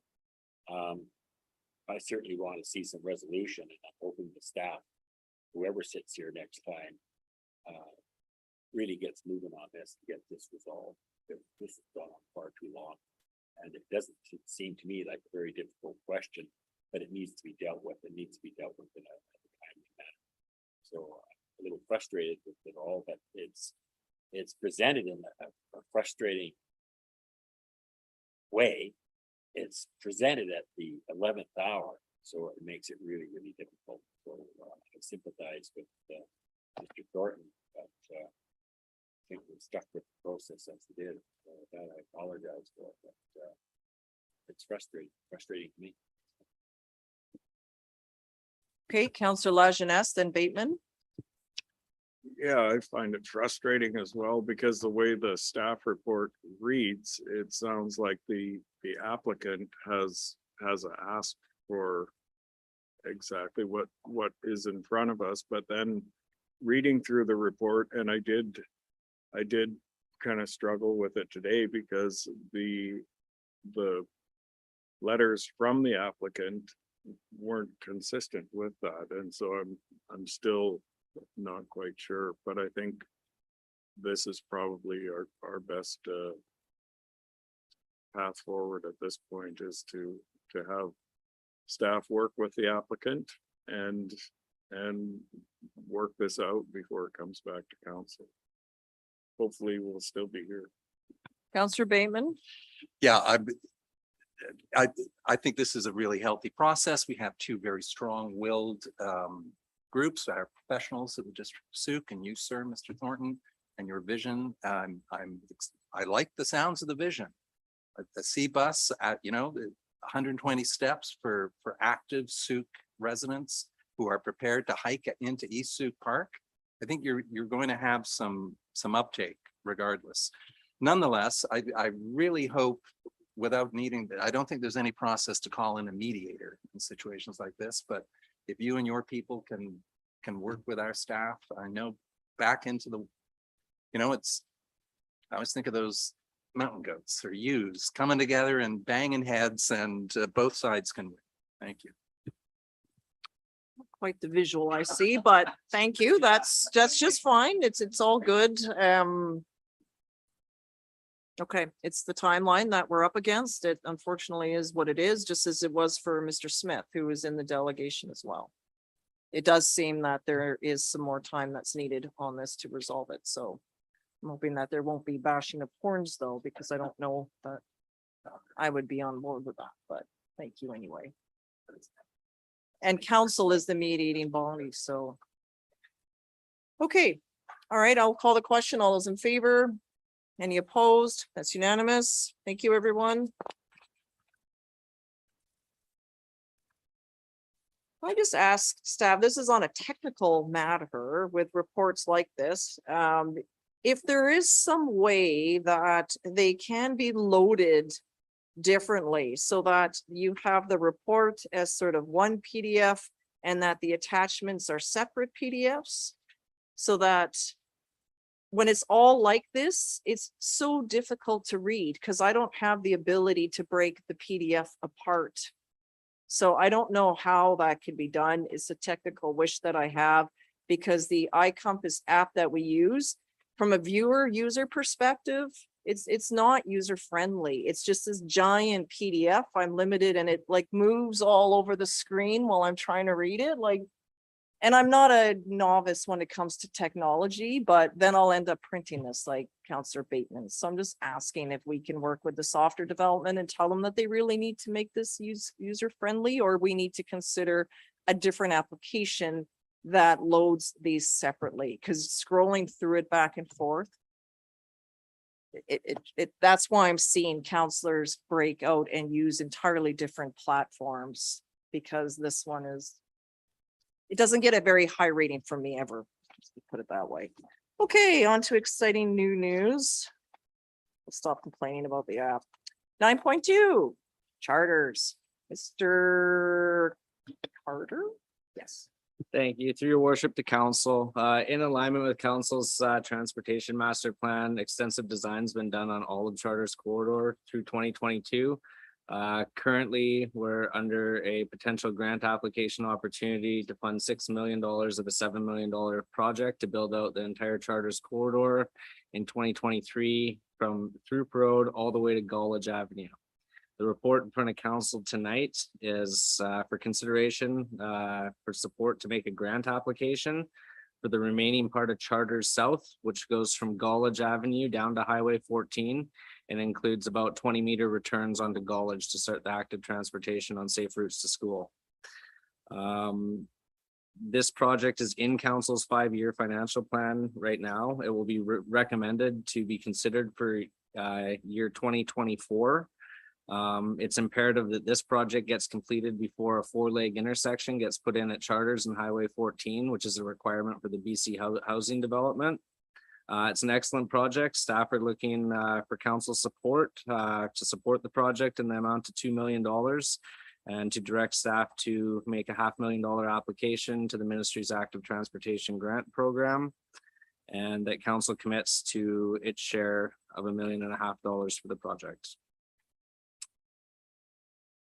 Councillor St. Pierre. I would like to get questions first. I know you do, but let's see if there's any technical questions before we make the motion. I'll come to you to make that motion when the time is appropriate. Technical questions from anyone? Councillor McMath. Is there anything in this grant application that would lock us into an intersection versus a roundabout?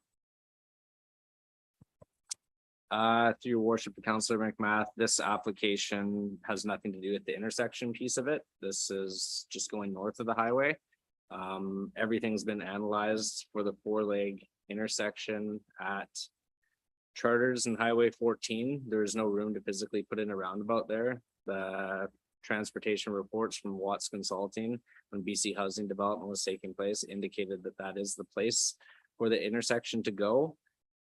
Working with the ministry, I pushed the requirement to have it go in unison with the BC housing development because there will be slight impacts to traffic when the intersection goes in. However, when the connector goes in, it's a project in unison that has to happen. It will relieve a lot of pressure off Highway 14. So the intersection project is getting pushed as close as it could or close as it can be to the potential of implementing the Throop connector going from Phillips through to Charters. 4-leg intersection will go in place, and design in this project for this grant application in hand, working with the consultants right now to try and drop the grade of Charters coming down all the way from Gollage, so you won't have such a steep incline coming into an intersection. The intersection project will also extend going down to Lanark to try and fix the grades down there as well. It's a very complex intersection project. Thank you. Any other questions? Counselor Bateman, then Lajeunesse.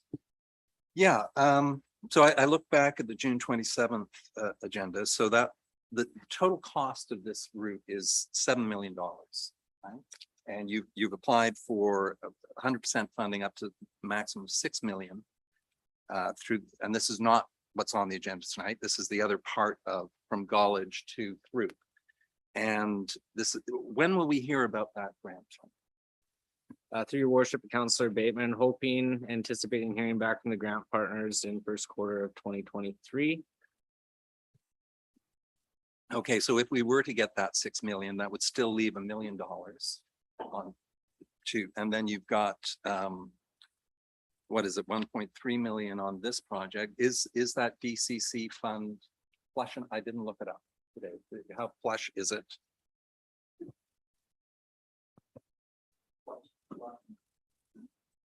Flushing up. Miss Gray could add anything if she wants. Currently with the projects we have on hand, it's facilitating the expenditure of funds through the DCCs. DCCs are also collected every year. This project is slated for 2024. I can't exactly tell how much will be in the DCC funds by then, but we are anticipating to have sufficient funds within DCCs to cover 65% of the allocation factor of this project. Remaining funds could be used from road reserves, which I've spoke to council before of using the paving funds of $700,000 a year to go towards critical TMP projects, as well as a capital reserve fund. I anticipate there should be no issues with funding this project in 2024. Thank you. And then just a question on the grant. This is a provincial grant or is it a combination of a provincial federal grant? To your worship, it is a provincial grant through the ministry's active transportation grant program. Okay, so fully provincial only.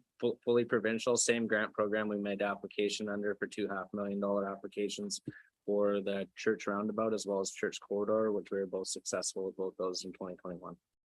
Okay, that's great. Thank you, Mr. Carter. Just looking at some advocacy plans going forward. Beef it up tremendously, actually. Okay, so the recommendation is that council support the charter's corridor South active transportation project in alignment with the district's transportation master plan with a total project cost of $2 million. And that council directs staff to submit a funding application in the amount of $500,000 to the provincial active transportation grant program through the Ministry of Transportation and Infrastructure. And that council commits to its share of the total project costs in the amount of $1,500,000, as well as any project cost overruns. And that is moved by Councillor Tony St. Pierre, seconded by Councillor Albedos. To motivate Councillor St. Pierre. Don't think I need to motivate this one too much, but I do want to thank you for the work. I'm thrilled this is going forward. I'm thrilled you found ways and means through DCs and all the monies to make it happen. I know that there's actually community members that I met through speed dating that I wish I had this information 2 days ago, but that's okay. The community is going to be thrilled too. So thanks very much. You did have it 2 days ago. Just saying. Yes. I shared the good news at the speed dating table. Sir Beddoes. Yeah, it's good news. I actually speed dating as well. I had people concerned with it, but I did know roughly what the plan was and I was able to assure the public that we are working on it and that it is a top priority in the throughput extension. I had lots of discussions on that. So I thank staff for their diligence in moving this along. It's lots of money, but we all said in the last 4 years that we need to get our infrastructure back up. It's been neglected far too long. So thanks staff for that. Councillor Lajeunesse. Thanks for your work on this. Anything else from anyone? I'll just close by agreeing that we're very grateful to see this work come together and all the various pieces, many different elements to it all.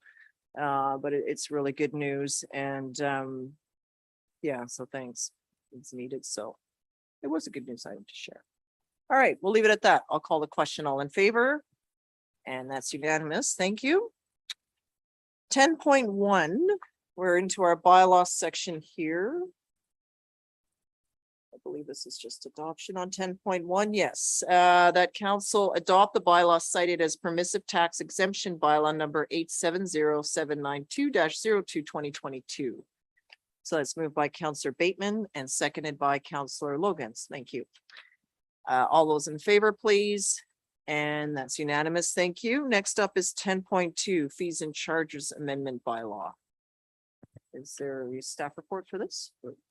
Thank you, worship. Through your worship, the council, report in front of council for consideration tonight is an amendment to the fees and charges bylaw. Three main amendments we're looking to amend, two of them under the subdivision development standards section. One is pertaining to design drawing assessment fees. Right now, all the fees that we're presenting amendments to are not capturing the true cost of what staff are spending the time doing under these fees. Essentially, we need to be able to recoup the costs that we're spending on it, or essentially, if our time is overrunning these costs, the costs get paid for through taxation, and they need to be specific to these applications. Currently, the design drawing assessment fee for on-site for entire subdivisions, it's has a current fee of $500 base fee and then $50 a lot. What we're recommending to propose is still a base fee of $500 and then a fee of 1.25% on the first $200,000 value of an entire subdivision, as well as 0.5% on the remaining amount presented in the engineer's estimate. This will be in alignment with the time that staff is spending on these. For a quick example on that, currently, if there is a 40 lot subdivision, value on a 40 lot subdivision can be around $5 million. Our fees in the current bylaw are $2,500. We spend tens of thousands of dollars worth of time reviewing an application that big, from site visits to stormwater management plans to traffic studies, etc. Under the new recommended fee, it would be approximately $27,000 of a fee for a $5 million project, which is in alignment with what we're spending on it. The second fee we're proposing amendments to is the sewer serviceability reviews. This is for when subdivisions want to do reviews on how many lots would be coming into the sanitary sewer area. They submit an application for an SSR, and we review it. Staff, there's administration time, engineering staff time, as well as it's conducted by our consultants as well. Minor amendments to these fees, and again, they're just in line to recoup our staff costs and consultant costs. The third piece we're looking for a fee amendment for council's consideration is on highway use permits.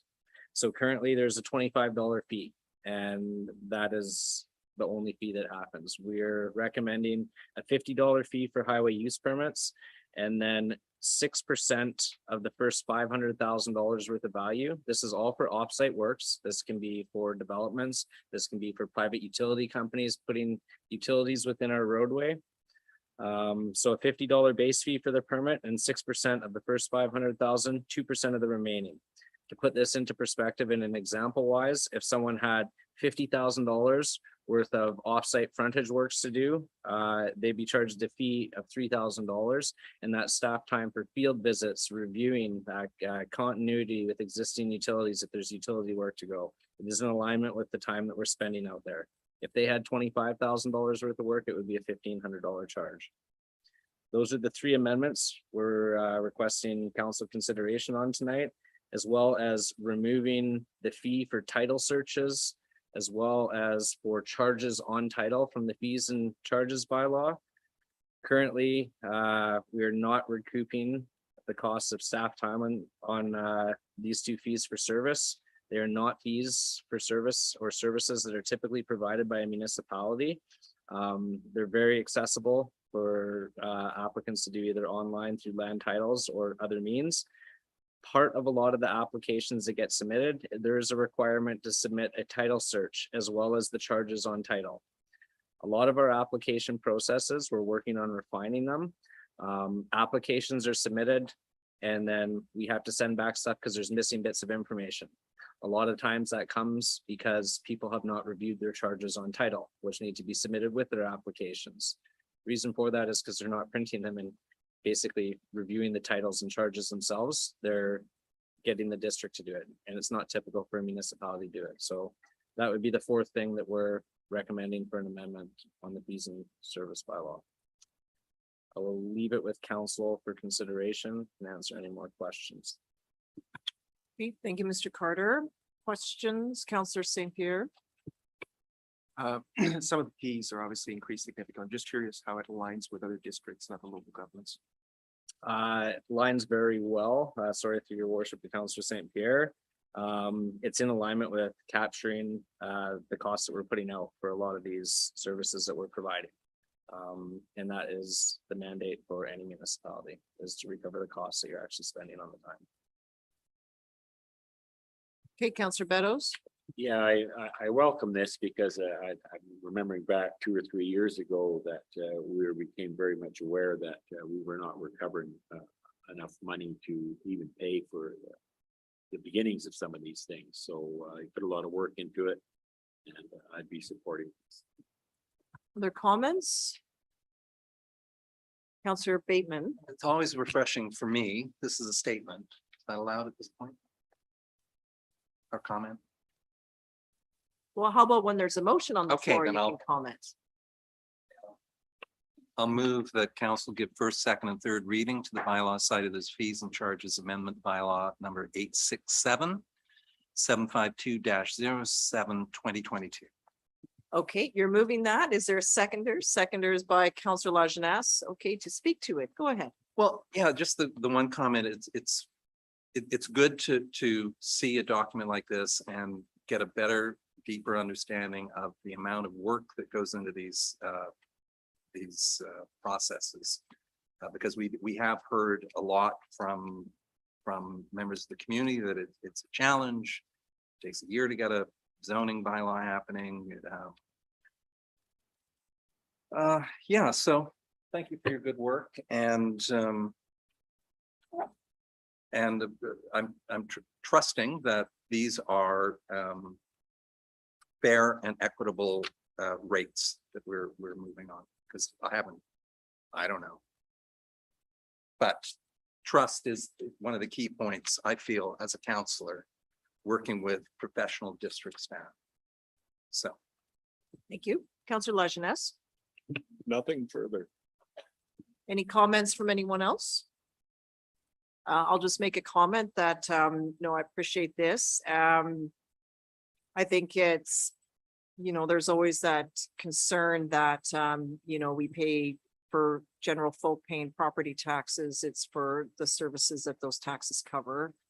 And that the related fees and staff resources and the like that are used to progress development applications be recovered with, in some ways, by taxes, but also by the fees and charges. So it would be interesting to see sort of if that could be captured in some way, that is development actually paying for itself and not impacting the local tax dollars that are needed to maintain and run all the infrastructure and the services that are presented to a community, or is one sort of offsetting the other. So that would be interesting to see. Secondly, we have heard of just either anxiety or frustration with developments processing. So, but that's in part of the review that's occurring. So it's fine to modernize the fees, but it's also to have the service expectations delivered in a reasonable fashion as well. And so I think those are pieces that the incoming council will likely want to ask, just what is the state of the union for these things? We're charging for things, there would be an expectation of what smooth delivery process would look like. And then I think there's an agreement that we do need to pay our way for these things. So those are pieces that I hope we can work forward, taking into effect the staffing crisis, or just the worker shortage, the significant volume that we've experienced, and what is reasonable in terms of turnaround, given hyperinflation, supply chain delays, every other crisis imaginable, and so forth. So anyway, it's good. Thank you. But at least there's a rationale here as to why things are what they are. And it's a clear report in that way. Okay, so calling the question then, all those in favor? And that's unanimous. Thank you. New business 11.1. So The mayor medallion, just in case you're wondering, what the heck is that thing? It's currently not on the chain of office, but usually there is a small piece around a little bit, would say about the size of a toonie perhaps, that has the mayor's name on it, as well as the year that they are affirmed into office. So since I've been on council, it's typically at the last council meeting, that is something that the outgoing mayor would have as a keepsake. And so it would be weird for me to present that to myself. And so we just sort of set this up at the end, you know, it's sort of has materialized in different ways, but in this case, that is what that is. It doesn't look like it's missing because staff has strategically put the chain of office back together in its complete oval shape. But it is actually not there at the moment because our deputy mayor has it. So I'm going to hand it over to Councillor McMath. Yeah, so in honor of recognizing your many years of community service and your leadership at a municipal level and all the advocacy work that you've done, I do get the pleasure as deputy mayor of presenting you with the mayor's medallion. And especially as a young woman, I just want to say thank you very much. It's been an honor.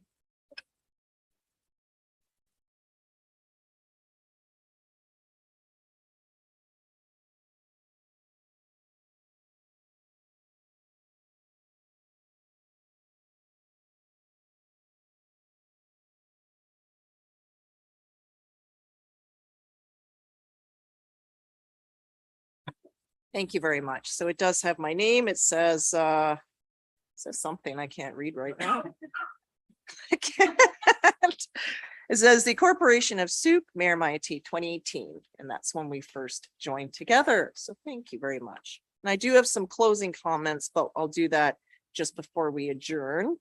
So at this point, this takes us to our council verbal reports. This is your last meeting of the term, providing any unforeseen events that call us to meet. So Councillor Beddoes. Yeah. I just want to say, it's been a slice. No kidding.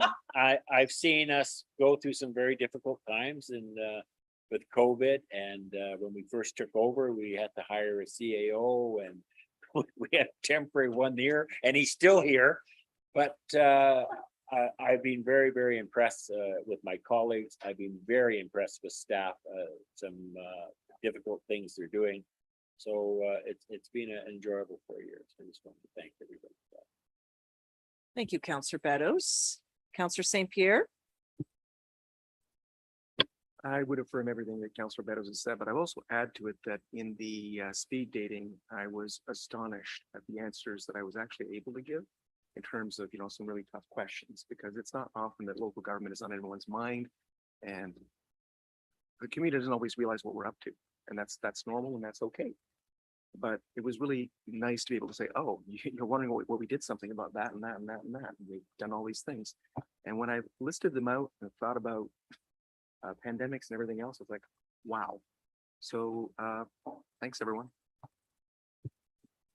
Councillor Lajeunesse. Sure. Yeah, it's been an honor to serve the community and to work with staff and most of you.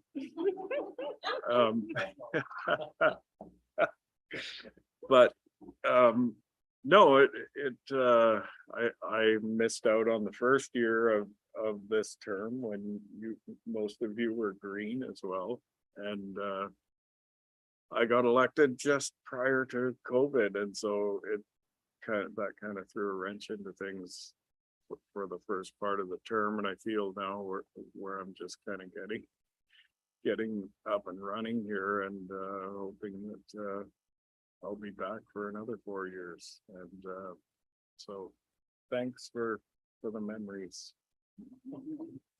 Councillor Logans. I'm not prepared to do this, but I'll just wing it. You'd think I would have prepared something, but I didn't. I really wish Brenda was here. I really do. But that's okay. She's in all our hearts, not instead of you.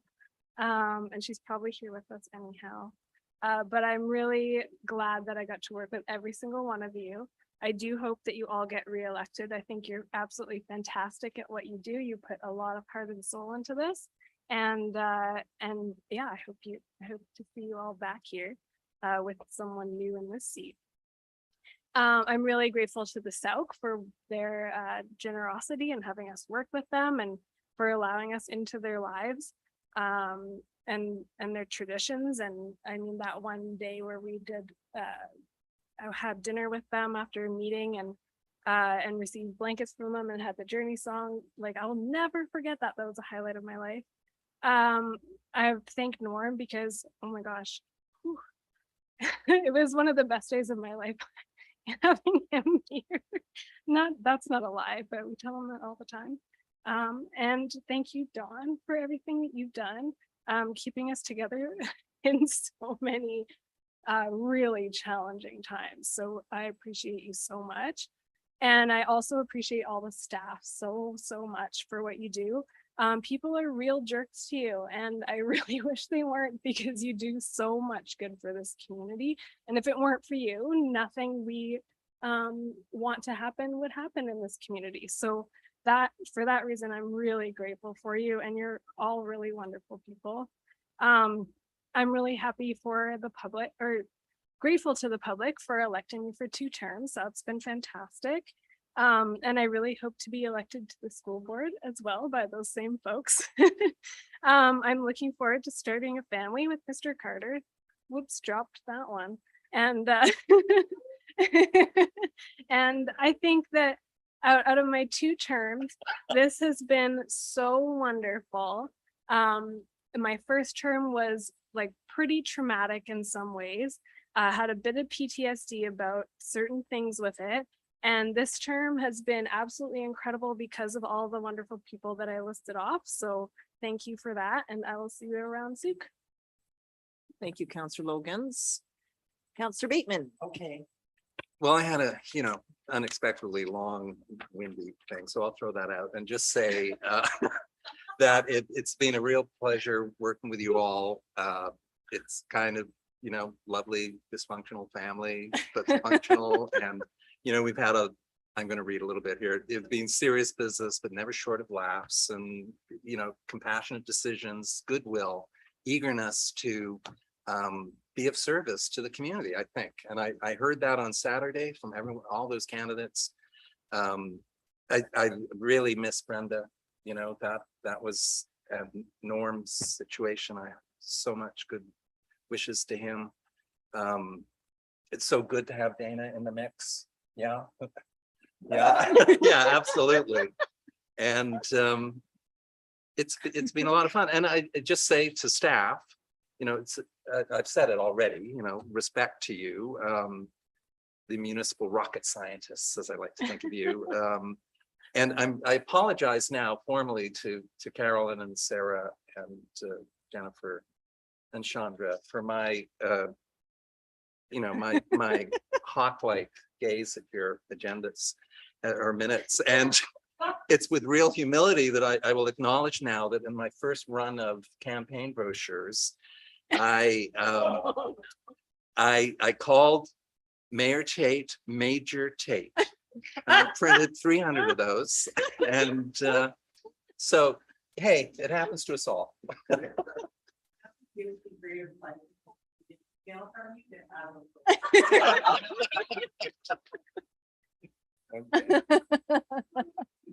Oh my. Councillor McMath. Yeah, it's been a wild 4 years. Yeah, and no matter how intense things got or controversial or split, or even when we were in unison, the one thing I've always been grateful for this entire time is how we've always stayed connected and been that dysfunctional family. So at the end of the meeting, we're all good. That mutual respect has stayed the whole time. So I don't think I would have enjoyed this term as much as I did without those pieces. So thank you very much. Thank you to staff. You are the technical specialists and we are Luddites of the community, but we are the conduit. So thank you for being patient with us. Thank you, Dawn, for stepping in twice in some of the spiciest times of this community. And I miss Brenda, and I wish Norm was here. But so thankful. And it really was the best day of our term. when we had the complete unison in knowing that he was our guy. I do hope you all get reelected, and thank you so much for making this such a positive experience for me. So thank you, everyone. It has been a privilege, the honor of my life to serve in this role, truly. I'm sort of looking at the paintings that the community did in recognition of Brenda. I do miss her as well, and Norm here as well. And I remember when we first kind of looked at them, it was kind of like, okay. But it really does picture the last 4 years. So I think they were kind of on to something when that all came together. Because it's been intensely one crisis after another. Those of you that have been to AVIC or UBCM or otherwise will see your elected peers on the news talking to the media as their communities burned, or they're leading residents out and setting up EOCs. And we smelt the char here with the wildfires. And as we endured and learned terms like atmospheric rivers and heat domes, we saw Lytton burn to the ground and labor significant problems in Abbotsford, and our communities cut off, and friends, people we know, stepping forward with their staff and leading these communities. We were all very captivated when Kamloops found down Mark Graves. I remember my feet being in my stew pot because we were separated because of the pandemic, and we were virtually meeting, and just how hard that news was for all of us. And then it's just seemingly been one crisis after another. We've had tragic events. We lost 3 young men suddenly, unexpectedly to the Sooke River. Hannah Day passed, and families were impacted and continue to be through the opioid poisoning. And then the coronavirus that we first started almost in disbelief of what was happening came upon us very quickly, and we were separated and finding new ways to operate. But continually, thanks to the staff, it's like, okay, it's one thing, and we're just at this intersection of all these significant world events. And then on top of that, war breaks out in the Ukraine. And I saw someone that I met through Women Deliver, suddenly in arms and armed, and to fight for her community. And that is another mayor, deputy mayor. These are our colleagues now that are doing that intense work. So it's, while the world seems very big, sometimes it's very small. And through that, we see how our community continues to step forward and be present together, and to find ways to deal with these realities that almost seem written out of a fiction novel, but something that we're living. I think back to, we've had a lot of conversation on climate action and how we progress that, and it's no longer a debate of whether or not it's real. We're just doing the work that needs to be done as best as we can. And I remember debating climate change once upon a time, and I remember asking our then fire chief, Chief Sorensen, can you tell us more about this? And he said it would be the extremes, intense heavy rains in the wintertime and significantly dry summers, and flooding on one side and fire on the other. And I remember then actually meeting with Ms. Hooper at the event there. I'm like, who do we tell about this? Like, I don't have to tell everybody, right? Like, is this something like we got to move on this? And so we called it the Green Team then. And now look at the reality that we're living. It's not that long. It's only been just over a decade. But I'm just so proud of, with all of that, everyone is hung in here, and it's not oh my God, the sky's falling. That's what I do at home. And it's like, okay, what do we need to do? What can I do to help? That's all I hear from the counselor colleagues. What can I do? Who can I call? How can I help you? How do we support each other in this? And then our staff patiently being there. Okay, we are here to do this and this and this, calmly rising to the occasion in terms of, you know, in particular, our fire department, you know, like we freak out and then it's like, okay, you can, we're okay. It's all good. We have you in this moment. Here's the supports that we need and we'll get through this together, which we do. And so I know that the future is uncertain. However, I know that certainly around this table and in this room, the professionalism, calmness, the desire to do good things and to help everyone is certainly there. We had a homeless shelter in the arena.